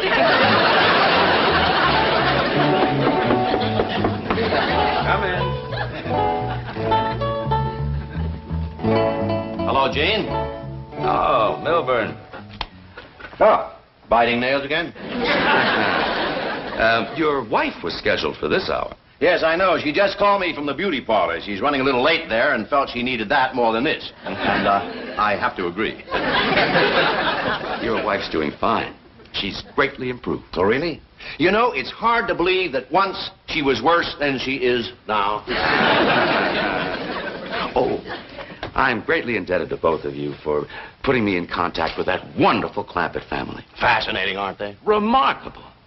Jethro is the most uncomplicated teenager I've ever met. Well, the whole family's uncomplicated. Happy as hogs in a mud waller. You are close to them. I'm proud of it. You're just the man to get me back in their good graces. Oh? What happened? Jethro's mother misunderstood my invitation to the couch. I'm persona non grata up there. Well, you just come with me. I can fix that. Wonderful. I'm especially anxious to question Grannie. That little woman is a walking encyclopedia of mountain medicine, superstition, and phenomena. She absolutely fascinates me. By dingies, Ellie Mae, you're prettier than a red-winged blackbird sitting on a yeller pumpkin. Thank you, Granny. But it ain't Pearl dress that does it. Is this all handwork lace, Pearl? Every stitch of lace, braid, ribbon, and bow. I put a lot into that dress. Ellie Mae puts considerable into it herself. Ellie Mae? Miss Jean here's got a right dandy idea. She wants to take you out shopping for some other dresses. What?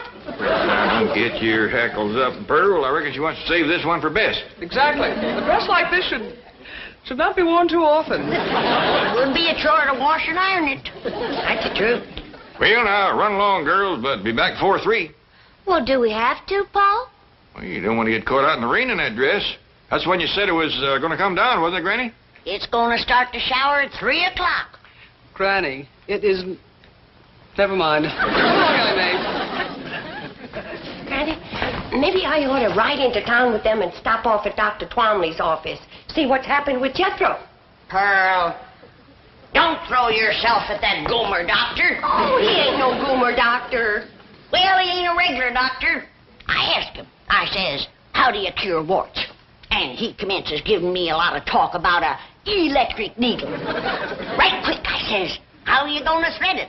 With baling wire? He had no answer for that one. Maybe he ain't just the best doctor that ever come along, but I kind of like him. Well, I still say don't throw yourself at him, Pearl. If you want to see him, I'll conjure him over here. How? A love charm. I got them all wonked up. All it needs is a little starting powder and you to say the magic words. Granny, I don't hold with conjures and love charms. Pearl, with your boy in a Beverly Hills school, why do you want to stay so ignorant? I don't use this kind of stuff in Beverly Hills. That's why it's so powerful out here. They don't know how to fight it. Open the pouch, you might. And I'll sift in a little starting powder, and then you hold it to your heart, and you say the magic words. Granny, I don't know how to do it. I'll show you. Now you watch. Darling, darling, my true love, come a-swooping like a dove. Oh, Granny! Granny! There's somebody here to see you. Granny, I couldn't wait to see you again. Great horns and gnats, I conjured them for myself. Get away from me, yes, Pearl, you want, not me.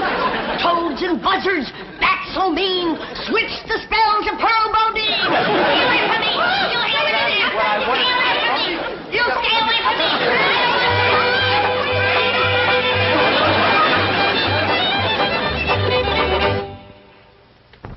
But, Mr. Clampett, you don't understand. Just calm down, Dr. Palmby. Over here and sit on the sofa while you get a grip on yourself. Well, I'll be getting back to the bank, Gene. I see you're in good hands. No, Milburn, wait. What's going on? Explain it to me. He explained the behavior of these uncomplicated people to Beverly Hills' leading psychiatrist. No, Milburn, wait. Sorry. I want to pick up my wife at the beauty shop before the rain. Rain? What rain? The forecast says clear. You'll learn. So long, scientist. Mr. Clampett, I am perfectly all right. All I want to do is see Granny. I know that, but you gotta control the urge so she can break the spell.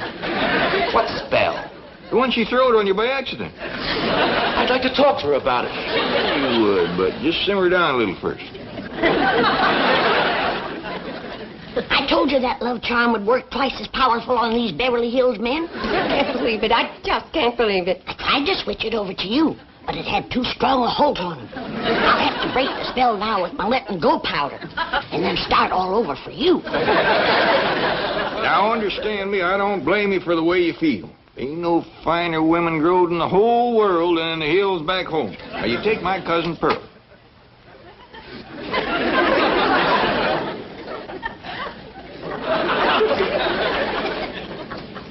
Powder, powder, white as snow, make the spell of love let go. The spell is broke, Jed. You can let him go now. Oh, Granny, wait, what did you do to me? Come back. I want to talk to you. Granny, please. Granny, looks like the spell ain't broken. Never seen a man held so tight in the grip of love. Gotta remember, this feller's a psychiatrist to start with.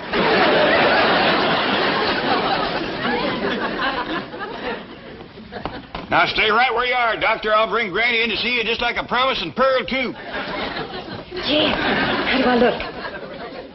Fetching as a fat hog on market day. Let's go see how Granny's doing. Granny.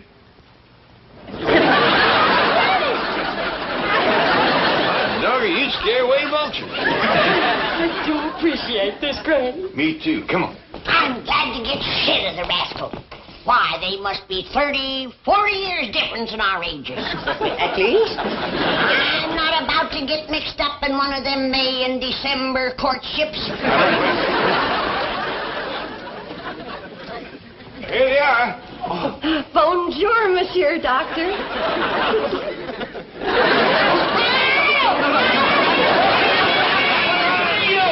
You didn't let... I never got... you didn't let... Pearl, I never see a spell to beat this one. I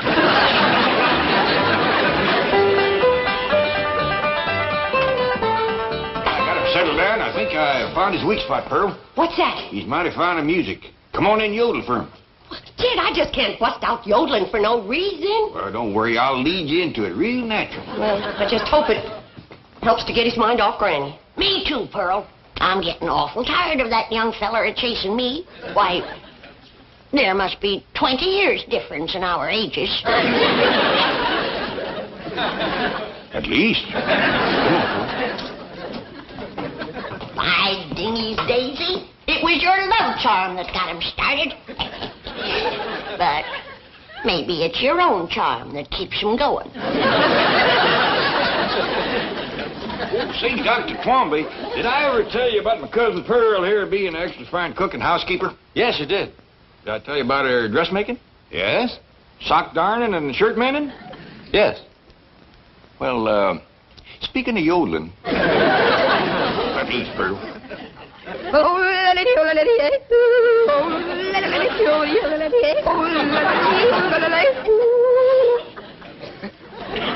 hear anything like that, Doctor? Never. You got any requests? Yes, I'd like to see Granny.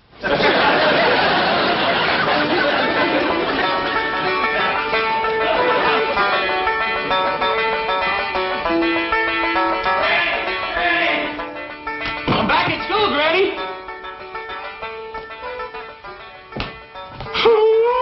Ain't you spruced up? Quiet him down, boy. There's company in the parlor. Who? Dr. Twombly. So that's how come you so fancy dressed up and smelling with vanilla extract. Of course not. Well, he's right taken with you, Granny. He's been asking me a lot of questions about you. Don't be silly. Why, there's at least 5 or 10 years difference in our ages. How many? Tuck away, it's going to start to rain. But, Granny, the paper says that... Scoop when I tell you.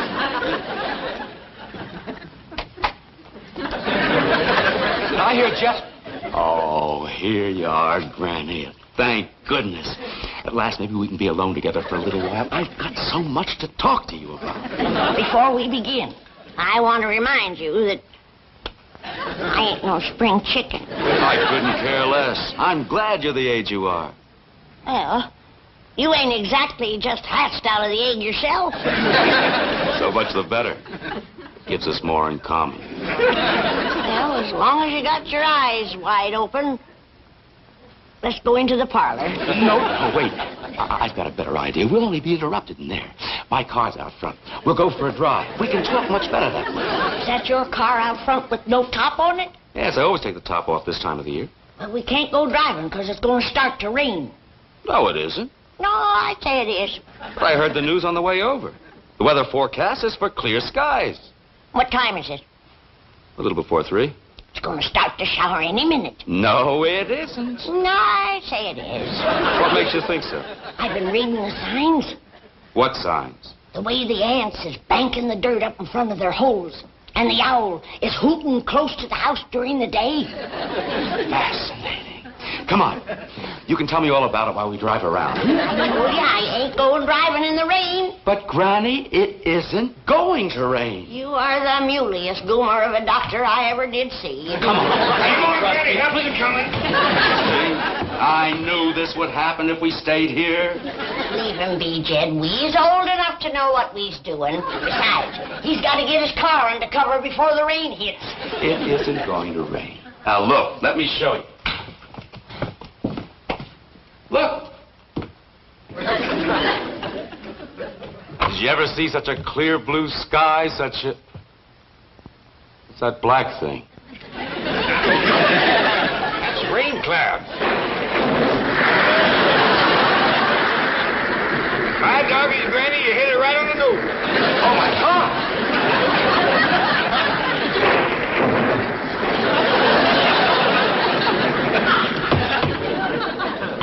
That poor fellow's going to get soaked, but I reckon a cold shower won't hurt him none. Might even broke the love spell you throw it on him, Granny. Oh, I don't care about that no more.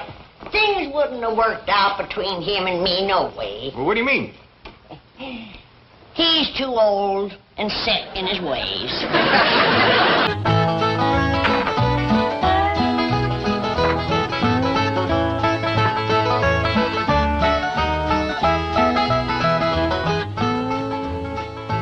Granny, Jethro said you want him a Benny Rooster for something. I sure do, Ellie. I just heard that Jane Hathaway is sick of bed, and I want to cook her up a nice big pot of chicken broth.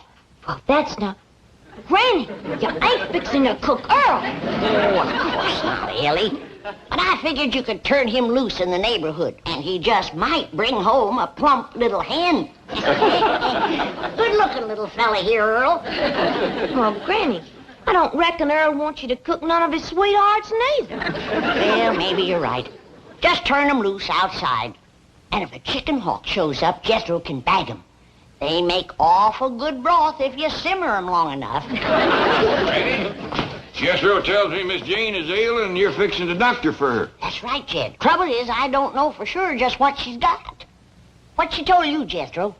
Oh, she's got something called sick benefits. Sick benefits? Yes, sir. Well, I called her apartment this morning to find out could she come to supper tonight. And she says, I'm sick in bed, Jethro. And I says, well, Granny will come on over and doctor you. And she says, well, you tell Granny there's already a doctor on the way because I got sick benefits. I bet it's something like a sick headache or maybe a sick stomach. I reckon it's worse than that, Ellie, because this is catching. Is that a fact? Yes, sir. Miss Jane says pretty near everybody that works down at the bank has got sick benefits. That's because they don't wear ass-affinity bags. Appears to me like Mr. Drysdale got himself a heap of trouble down to the bank. Is Mr. Drysdale sick too, Jethro? No, I asked Miss Jane that. And she says the executives, that's the higher-ups, like the vice presidents, they don't have sick benefits. Probably because they eat better and they get more rest. And they wear ass-affinity bags around their neck. Well, I reckon we all ought to pitch in and help Mr. Drysdale. He must be mighty short-handed down to the bank. Well, I can help count the money. Arithmetic is my best study in school. I'm up to 12 times 12 now. Well, how much is 12 times 12, Jethro? Wait a minute. Okay, now hold up 2 fingers. Okay. 12 times 1 is 12. 12 times 2 is 24. 12 times 3 is 36.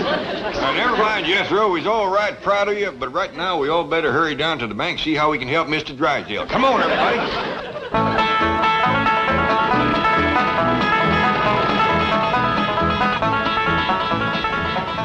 I'll go in first. The rest of you wait here. How come? We don't know how catching that sickness is. Miss Hathaway, how can you do this to me? Now, you know the bankers' convention is in town, and I'm making the keynote speech. Well, you haven't finished writing it for me. Now, listen, couldn't you come in today and be sick tomorrow? 103 fever. Well, I'll turn on the air conditioning. Don't pay any attention to Dr. Murphy. I know him. He's trying to make a big thing out of this so he can collect a big fee. Oh, fine, Doctor. I knew you were there. That's why I made a joke about it. Huh? Oh, of course. Certainly. Yes. Keep her in bed. Goodbye, Doctor. Come in. Hi there, Mr. Drysdale. Mr. Clampett, hello. What can I do for you? Well, I reckon right now is what can I do for you? We heard about all the sickness. Oh, don't let that concern you. Anything you need? Well, nothing except a secretary, a new doctor, a speechwriter, and someone to take over my work. For a fellow with all them troubles, you sure keeping your spirits up. Well, I try to keep laughing so I won't cry. Oh, will you answer the door?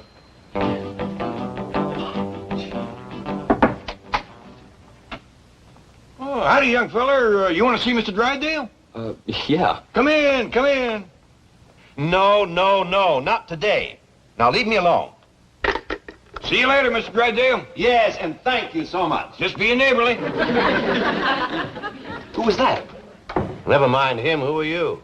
Oh, we met the other day when I started to work here, Mr. Drysdale. I'm the new teller trainee. My name is... What do you want? That's right. I noticed that you were without a secretary, and, well, I thought I might be able to help. You take shorthand? Oh, I don't mean me, sir. However, there is someone from the secretarial pool that I'd like to recommend. Oh? Who? Well, the chick, the young lady at the first desk, I believe her name is Kitty Northcross. The one that wears the tight sweaters? Yeah. Does she? Oh, I only observed her efficiency. Yeah. Forget it. Yes, sir. Thank you, Skipper. Who? Well, sir, I just got out of the Navy, and I like to consider this bank my new ship, and you my new captain. And I'm proud to be aboard, sir, because I know that your genius will pilot this ship of finance through the reefs of adversity and the stormy seas of competition until we drop anchor in the harbor of success. Bill's water. Thank you, sir.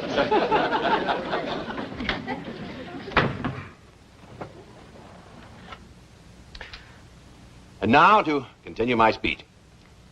Gentlemen, it is my observation that a bank is like a ship. Its president, the captain. It is his responsibility to pilot that ship through the reefs of adversity and the stormy seas of competition until he drops anchor in the harbor of success. At this point, take a sip of water and wait for applause.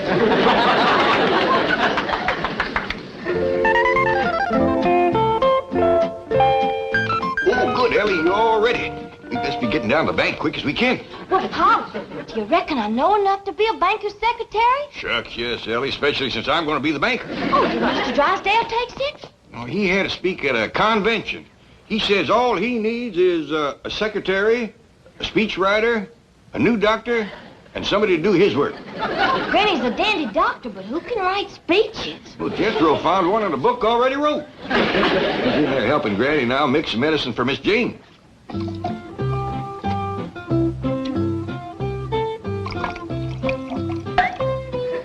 Now my secret yarb.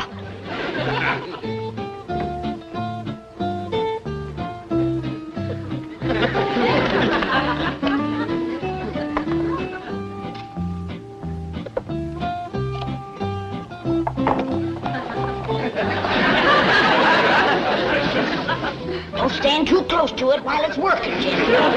That'll cure Miss Jane, huh, Granny? It'll cure anything. I gave it to a sick horse one morning. That afternoon, he won a race. You doctored a racehorse? No, plow horse. He never raced before. Ready, Jethro? Pa says let's get it going. Come in, Ellie. You got your speech for Mr. Drysdale? Yes, ma'am. One of the greatest speeches ever wrote. 7 years ago, brought forth to this continent a new nation, conceived in liberty and dedicated to the proposition that all men are created equal. My dingies, that's a dandy speech. I'm proud of you. I didn't write it. That was written by Abraham Lincoln, the president that whooped the South. South was not whooped. Granny, General Lee surrendered to General Grant. He did not. General Lee figured that Grant was a blacksmith. And he handed him his sword so he could sharpen it. And don't you ever forget it.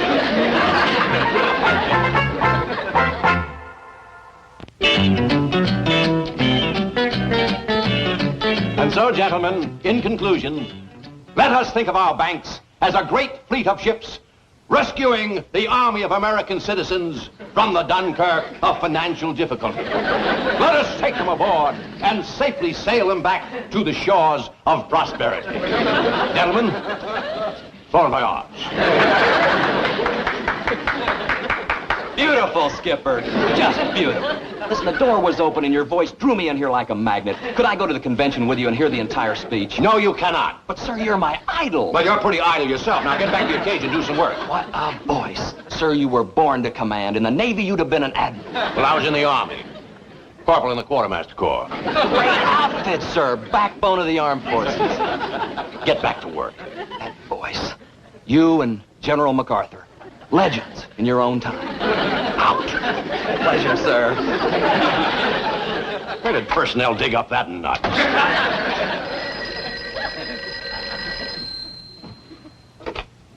General Drysdale. Right there. Oh, hello, Margaret. What?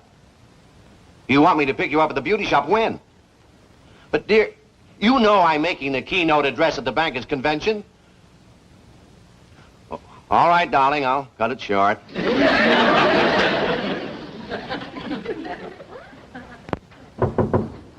Will you stay out of here, you nut? I'm sorry. I thought it was someone else. I'm terribly upset today. That's why we's all pitching in to help. Ellie here's going to take Miss Jane's place while Granny gets her well. No, you don't have to do that. Oh, it's no more than any neighbor do. Well, I do appreciate your kindness. I'm running late, so please make yourself comfortable. See you later. Oh, Mr. Drysdale, here's your speech. Oh, I did forget it, didn't I? Thank you, Jethro. You're welcome. Well, goodbye, all, and thanks again. Bye. Bye. He's gone, Pa. Reckon you in charge now. Are you going to take his place, Uncle Jed? Sure gonna try. Now sit down to your desk and go to banking. I want to see how you do it. Me too.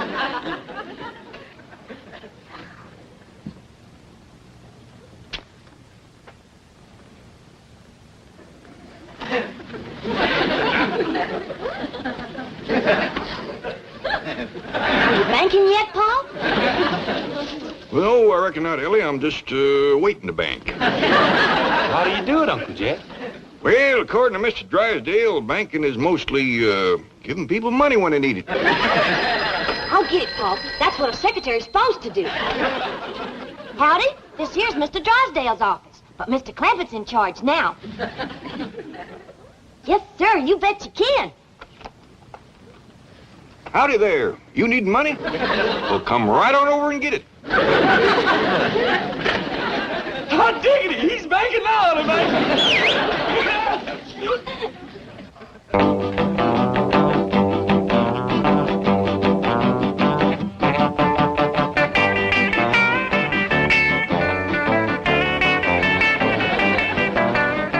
Come in, North Cross. Gee, Mr. Billington. Just call me Bob, doll. Was this going to be my new office? Bob Doll? Could be, honey. I've been speaking to Milburn about you. Milburn? The president, baby, the president. Oh, Mr. Drysdale. Had a girl, oink. Oink? Just a term of affection, doll. It means I'm a hog about you. Oh, that's cute. I think.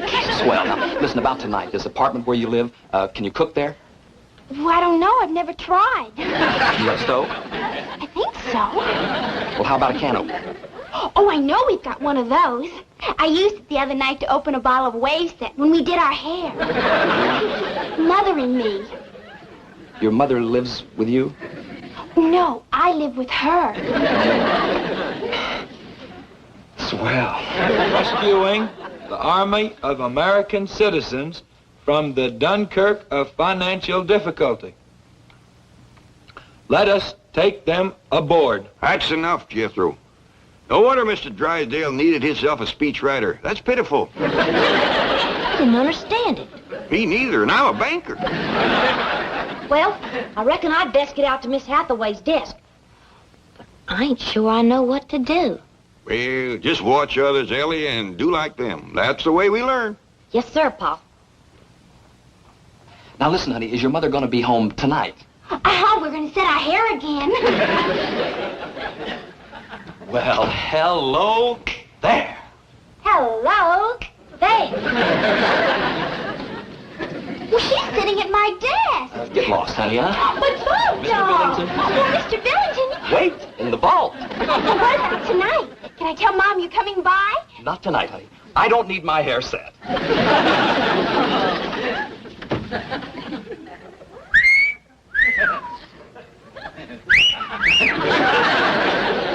Hey. Hey. This is gonna be wild. Tell me something. You don't live with your mother, do you? No, sir, do you? No, sir. What's your name? Ellie Mae Clampett. Well, there it is, Ellie, and you may clamp it. You don't by any chance wrestle at night, do you? Oh, I like to wrestle anytime. Scooby-Doo. Well, Scooby-Doo, you want to wrestle now? Later, baby, later. Listen, suppose I drop over to your place tonight. Well, fine. You haven't got a roommate, have you? No, sir, I got a room all to myself. Now, listen, here's the action. I swing by your pad about 7. I bring some bossa nova records, and we trample a few grapes, huh? Then we blast off to the local coffee shop, one where they don't hit me for too much bread. Then we swing back to your pad for a little moon orbit. Do you dig? Oh, yes, sir. Crazy. Whenever Paul goes fishing. I dig his word. You wouldn't put me on, would you? Why, sure. Jethro? I ain't tall enough to put you on myself, but Jethro can do it. Who's Jethro? Yeah, Ellie Mae? If this little fella wants to be put on something. Okay. Where would you want me to put you, Milton? Oh, I'd like to be put on your list of friends. Mr. Drysdale's office, but he ain't here. I got it, Ellie Mae. Howdy there. This is Jed Clampett speaking. Can I do some banking for you? Oh, howdy, Miss Drysdale. You want to get picked up over to the beauty shop? Well, I can send Jethro right over in the truck. No, your husband ain't here. He's over to the bankers' convention making a speech Jethro give him.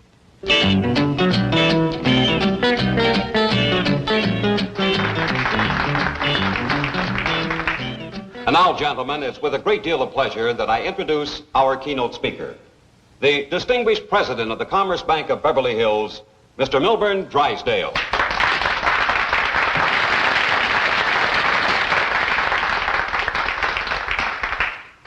Fellow bankers, 77 years ago, our fathers brought forth upon this continent a new nation.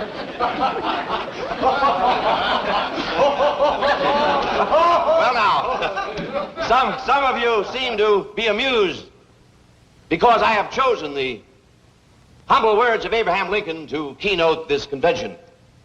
But those of you who understand banking at its highest level will understand the significance of these words as I say, conceived in liberty and dedicated to the proposition that all men are created equal.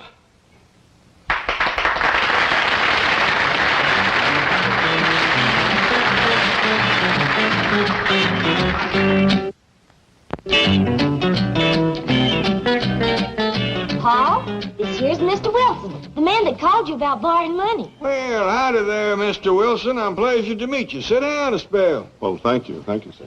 Hey, have a smoke? Yes, thank you. And maybe Mr. Wilson like a nice cold pitcher of spring water or some coffee or tea or something. Would you, Mr. Wilson? No, thanks, young lady. You look all tuckered out. Yes, I am. I've been going from bank to bank trying to borrow some money. Didn't they have none? Well, none that they wanted to loan me. You see, Mr. Clampett, my chicken ranch is mortgaged to the hilt. I've no credit, no collateral. I need money to buy feed. Well, we got a vault full of it. How much money you need? See, if I just had enough... Are you kidding me? Ellie Mae, take him out the vault and show him the money. No. Would you really lend me the money? Well, that's what banks is for, ain't it? Well, yes, but I'm poor. I have no security. Ain't no shame being poor as long as you're honest. How do you know I'm honest? Well, if you wasn't, you'd be telling me about how much you got instead of how much you ain't got. Mr. Clampett, I've never met a banker like you before. Oh, shucks, Mr. Drysdale can outbank me any day in the week. He must be a wonderful man. You bet he is the best banker around here. Now, how much money would you like to have? Well, sir, I really need $5,000, but I can squeeze by on 3 or 4. Ellie Mae, go fetch this man $5,000. Yes, sir, Paul. Bring him a cup of that cider that Granny sent down to ward off sick benefits. Doggone if he don't look like he's coming down with it. Okay, Paul. Now for my secret yarb. What is your secret yarb, Granny? Oh, I dasn't tell you, Jethro. Why, if that was to ever fall into the hands of the enemy, the North could win the war. I told you, Granny, they done won it. No such thing. We's just laying back letting them think they did. One of these days when they ain't looking, we's gonna jump them. You gotta believe me, the South done got whooped. You go cut me a hickory switch and meet me in the woodshed, and I'll show you who got whooped. That's another thing I keep telling you. We ain't got no hickory tree and no woodshed. That's right. I guess I'm getting old and feeble. Yes, ma'am. Well, open your mouth and close your eyes. And Granny's going to give you a little surprise. Oh, good. Swallow that. That'll keep you well and learn you not to talk Yankee nonsense.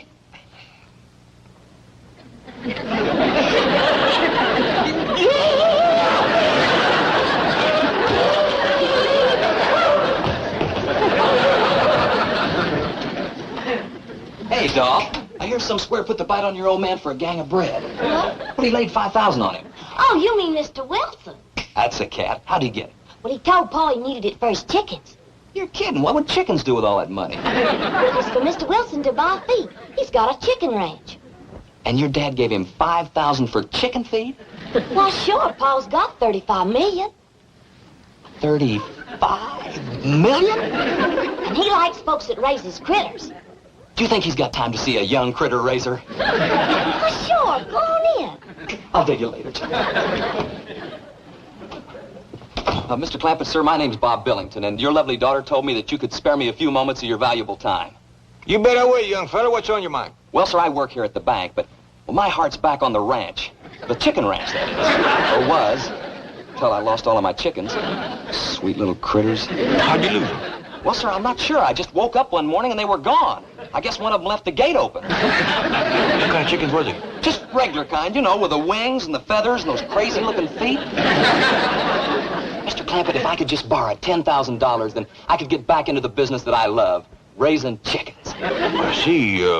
How many chickens you want to start with? Oh, about $10,000 worth. How many roosters? Oh, no roosters, just chickens. These days, you gotta specialize. Ellie Mae? Oh, howdy, Mr. Drysdale. How was your speech? Sensational. The high point of the convention. Listen, did a man named Wilson come in here to borrow some money? Yes, sir, and Paul gave him $5,000. Oh, bless him. That's what did it. Did what? Got me named Banker of the Year.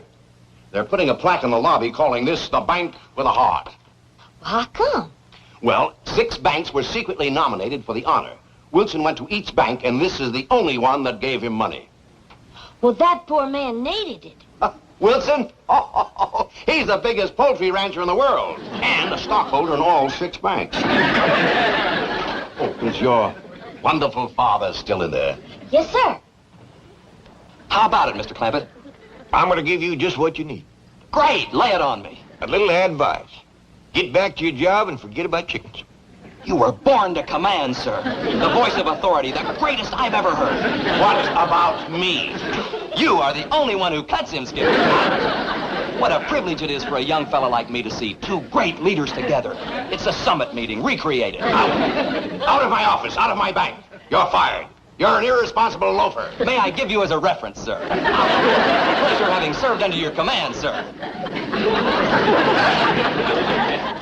Granny, this here's Mr. Billington, and he wants to court me. Is that true, young fella? It ever love it is, Granny. And you got sick benefits? Loaded with them. Open your mouth and close your eyes, and Granny will give you a little surprise. Swallow this. Hey, you know something? When I was in the Navy, I tasted some jungle juice on Okinawa. Good-looking young fella. Good dancer, too. I reckon that's the new dance he's been wanting to teach me. It's called the Bossy Nova.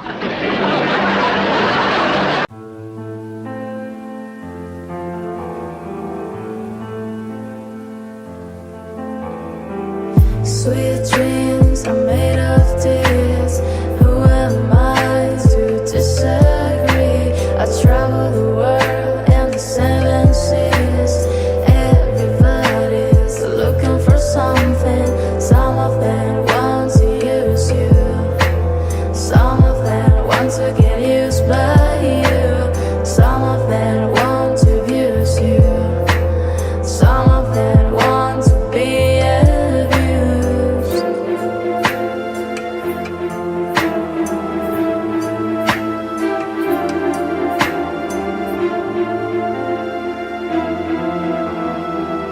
sweet dreams are made of tears. Who am I to disagree? I travel the world and the 7. Granny, you out here? I'm over here, Jed. Granny, is that you? Shucks no, Jed. I got prettier feet than that. Prettier drumsticks, too.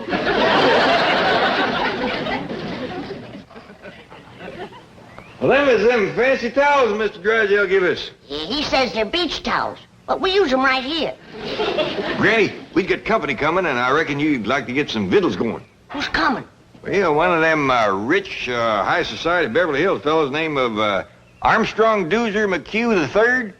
The third what? 3rd Armstrong Doozer McHugh, I reckon. You mean to tell me that them McHughes named all 3 of their young'uns the same name? I reckon that's it. Well, it's none of my business. But dogged if I can see where Armstrong Deucer is such a good name. Kind of confusing, too. I reckon that's why they call him first, second, and third. How'll this feller get acquainted with us? Well, he ain't yet. Jethro invited him over here to meet us, but between you and me, I think it's Ellie Mae he wants to meet. Yeah, Jethro's always bragging about his pretty cousin. I told her there's a fella coming over to meet her, and she promised to put on her prettiest dress. Well, when that Armstrong Deucer gets a look at Ellie, he's gonna forget what number he is. Over here, Ellie. Ellie Mae Clampett, there is a feller coming to see you. Well, what's wrong, Pa? I put on my prettiest dress. Ellie Mae, look at your feet. Ain't got no shoes on. Well, I'll go put them on. Come back, Ellie Mae. I just can't think of no quicker way to kill a romance than to meet a feller toting a skunk in your arms.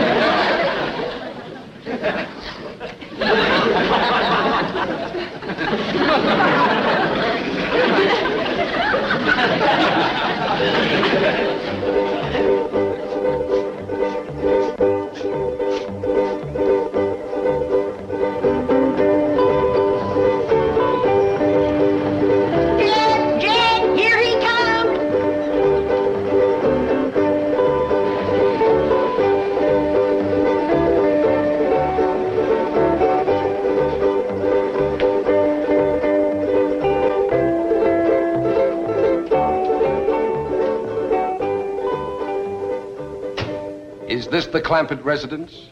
Yes, sir. Thank you.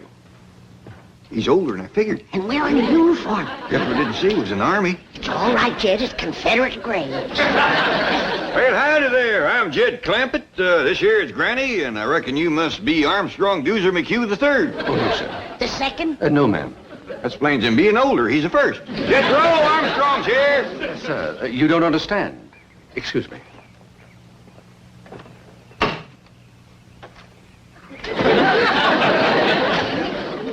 Mr. Clampett, I am Armstrong Deucer McHugh III.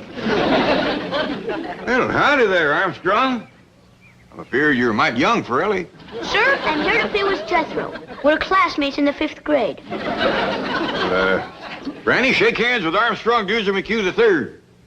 Howdy, third. I am delighted to make your acquaintance.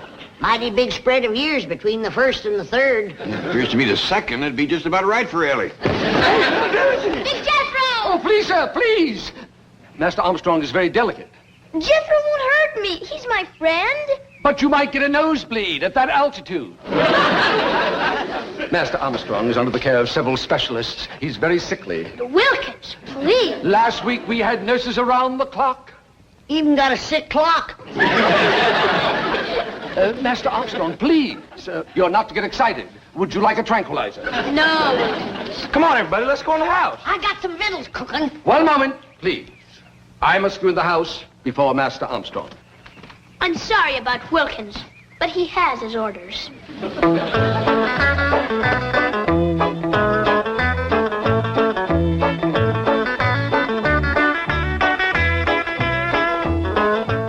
What in the Sam Hill are you doing? This is an allergy spray. He ain't got no allergies. Master Armstrong has several. And spray him. You don't understand. This spray settles the dust in the room. Dust in my house? Why, if you weren't wearing the uniform that I dearly love, I'd ram this down your throat and reach in and push the button. Granny, calm down. Well, I just mopped and cleaned in here just this morning. Madam, the air is filled with minute particles invisible to the naked eye. I don't see them. Hope you brought your swimsuit, little doozy. We got a dandy big cement pond here. Oh, I'm afraid I don't know how to swim. Oh, Jethro will learn you. Sure. Oh, no. Master Armstrong's not allowed in the water. No wonder he's got all them allergies. A good hot bath with lye soap. That's what he needs. Lye soap? Master Armstrong, I don't think I should leave you here. Please, Wilkins. Well, I'll take your temperature and blood pressure before I go. No, Wilkins, I feel fine. Oh, very well. With whom shall I leave the young master's schedule on rest, diet, medication, and telephone numbers of doctors? Well, if it's anything to do with Doctor and Granny, here's the best. Very well. There you are. Now then, antihistamine pills, tranquilizers, acid pills, anti-acid pills, vitamins, iron, liver, yeast extract, antibiotics. Open up, Master Armstrong. It's time for your throat spray. Just a precautionary measure to see that he fights off the respiratory virus. If that rascal comes around here, I'll fight him. Over to school, all the big fellas is always picking on little Doozy. But not when Jethro's around. Oh, I almost forgot. The oxygen tent is in the car. Where shall I set it up? Tent? Yes, sir. Master Armstrong usually spends an hour a day in it. Oh, you like camping, do you? I'll say he does. He's as happy as a itchy pig rubbing against a real fence. Speaking of pigs, I got some hog jowl stewing and a possum pie in the oven for this little feller's lunch. Come on. Hog jowls? Possum pie? Do you intend to feed those things to Master Armstrong? Why, don't he eat that good at home? Oh, he has an extremely delicate digestive system. At present, he's on a diet of special Swiss yogurt. We hunted all over Beverly Hills to find it. Jethro, get out your rifle and hunt down one of them Swiss yogurts. Okay, Uncle Jed. Oh, and I'll take little Doozy along to make sure I shoot the right kind. Sure. Reckon Granny will know how to cook it when she sees it. Is it run or fly? Neither. Yogurt is inanimate. It just lies there. Ain't gonna be much sport to shoot, Jethro. That's a fact. Hi, has anybody seen little Charlie? A dog! Go away. Master Armstrong's allergic to all animals. Ellie! Charlie got in the kitchen. Oh, a skunk! Oh, city feller, I wouldn't do that if I was you. He might just return the favor.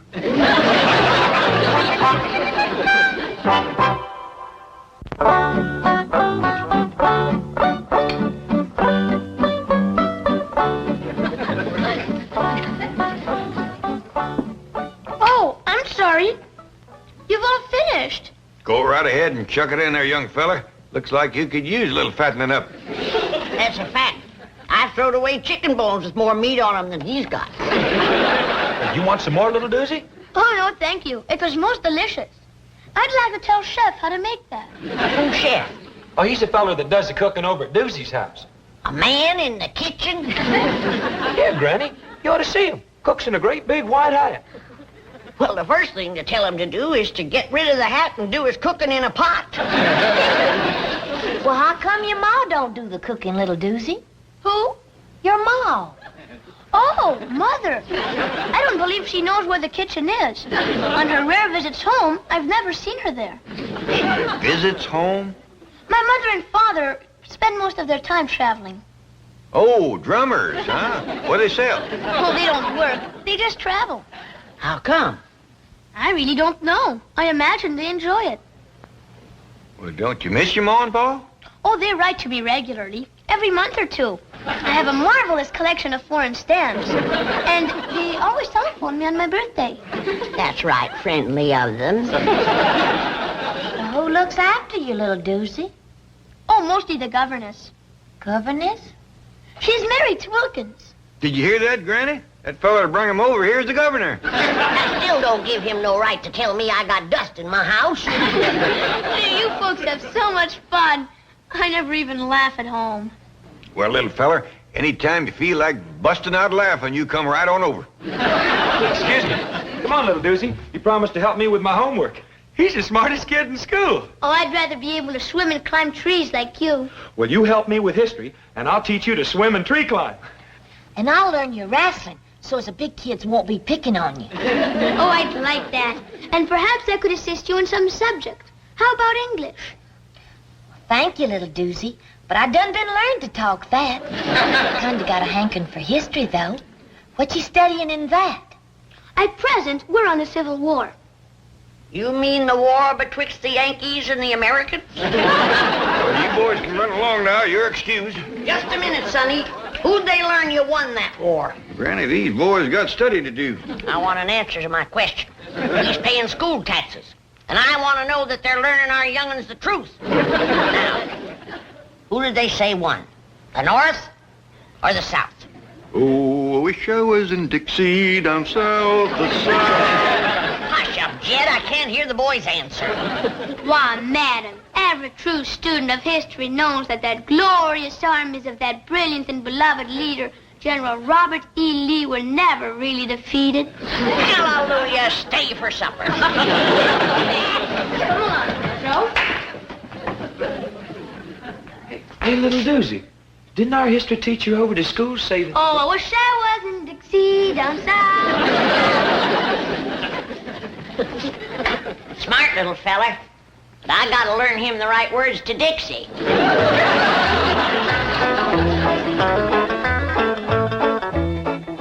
I spoke to young Master Armstrong, and he told me to tell you that he ain't ready to go home yet. He's having too much fun.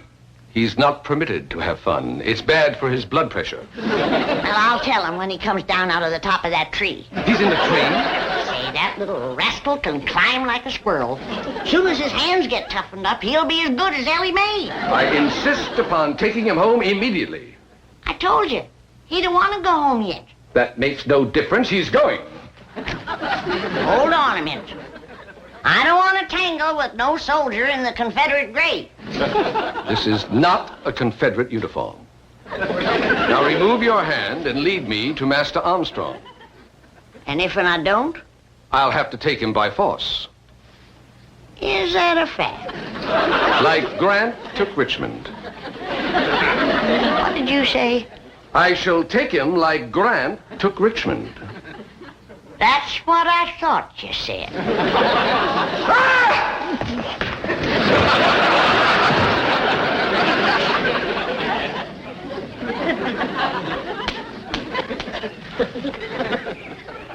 I'll be back. Well, you better bring Grant with you and his whole army.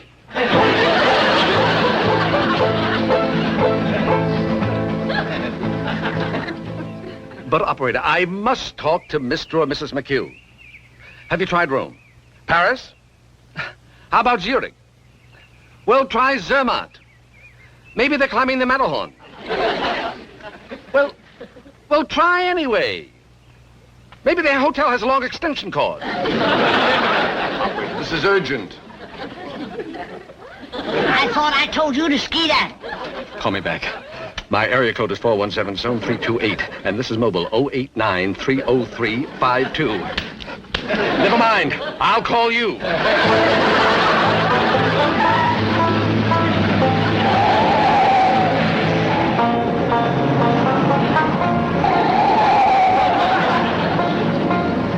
You didn't take a gun to the governor, did you?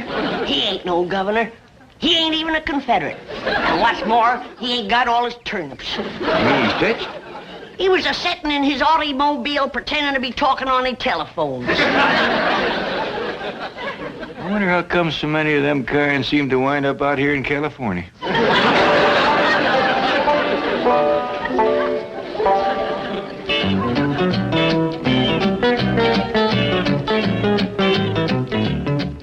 Sorry to interrupt, Chief, but Wilkins here has an urgent problem concerning young Armstrong Dewsum McHugh III. Oh, what is it?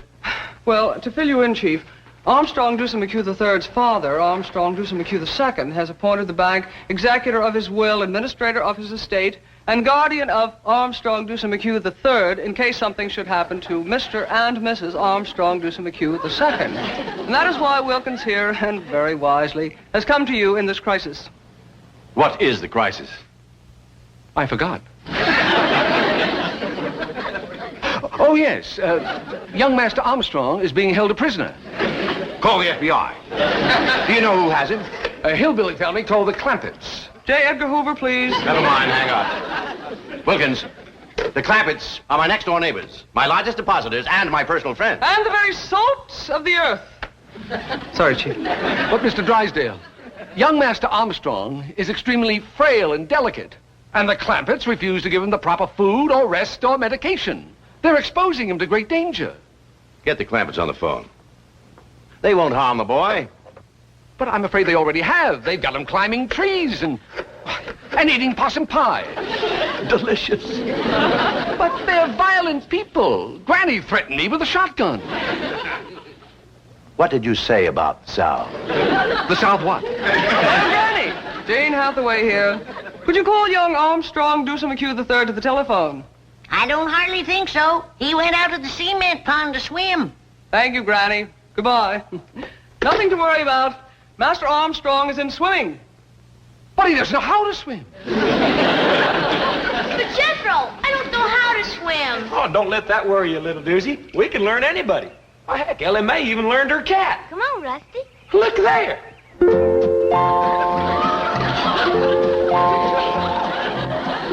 Come on, Rusty. Did you have a good swim? See, little doozy? There's nothing to it. Now, you just watch me and do as I do.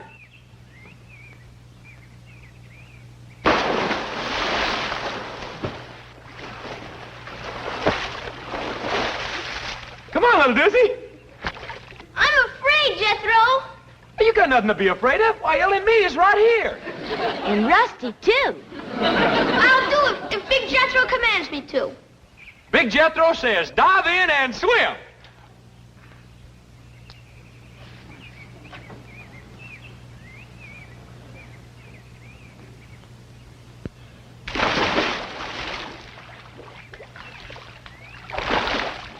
Look, Jethro, I'm swimming!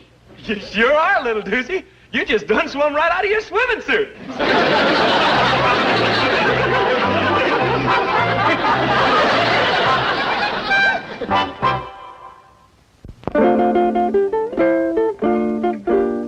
Nice and soft here so nobody won't get hurt none. Can you really teach me to defend myself against those big bullies at school? You betcha. Now come at me like you're fixing to hurt me. Really ought to learn you on someone bigger than myself. Mr. Poleman, Yes, Miss Clampett. would you help us out for a minute, please? Why, certainly. What can I do for you? Well, I'm trying to learn this here young fella how to protect himself. Now, you come at me like you're fixing to hurt me. Oh, I don't think I'd better. I was in the Marines, you know, and they taught us some pretty rough tactics.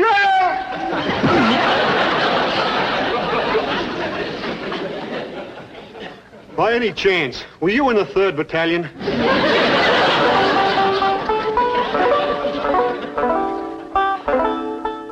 Try that, little doozy. It works! I'll tell you what you can do. You whittle yourself a whole bunch of these, different sizes, tie them together side by each. You can play a real tune. But I don't have a knife, sir. Well, I'll tell you what. If you promise to handle it real careful, like I showed you, safety first, don't cut yourself, you can have this one. Gee, thank you, Uncle Jed. You know, by rights, I ain't your Uncle Jed, just Jethro's. Oh, yes. I'm sorry, Mr. Clampett. But seeing as how you're such a good friend of Jethro's, you can call me Uncle Jed. Now remember, Third, you gotta keep your eye on the cork. And when the cork starts bobbing around in the water, then you know that a fish is nosing around the bait. And then, when the cork all of a sudden ducks under the water, then you know old Mr. Fish has grabbed the bait. And you pull him out. Can I hold the line, Mrs. Granny? Sure, you might as well get the feel of it. I caught something! Oh, you couldn't have. There's nothing in there. It felt like a whale! Help me!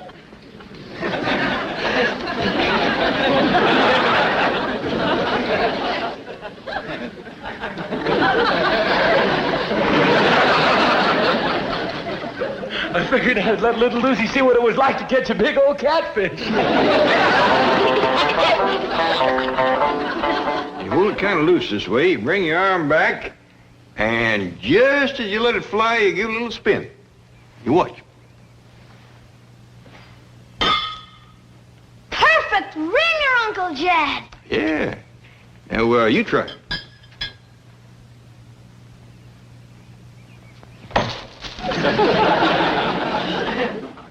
Now, you see how handy it is to be able to climb a tree?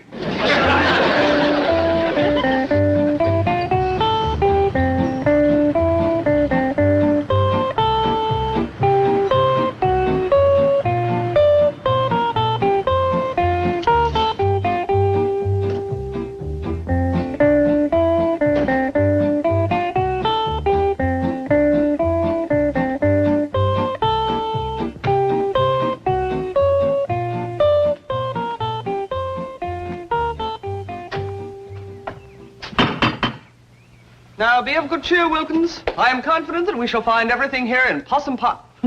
Apple pie order. Howdy, Mr. Drysdale. Well, Miss Jane, Mr. Wilkins, come on in. Gonna bake a tater pie to give to little Goose. And it'll taste so good his toes will curl up in his shoes. To make a tater pie, it takes a lot of possum fat. I don't think that feller chef can bake it in his hat. Greetings, Granny. Oh, Granny. Thought I told you to secede from these parts. Granny. Madam, I demand to see Master Armstrong immediately.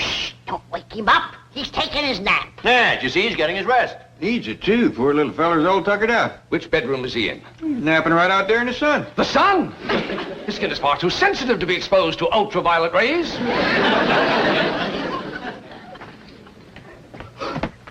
He's allergic to animals.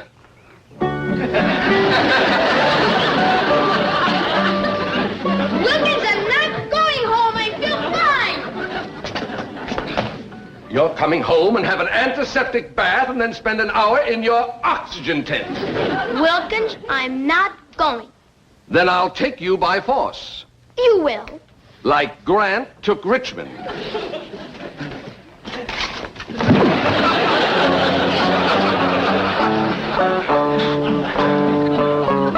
Master Armstrong. I'll call you when I need you.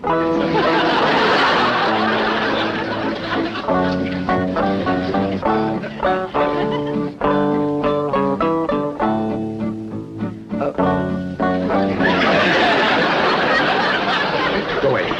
Scat. Scat. Scat. Scat. I wouldn't do that if I was... I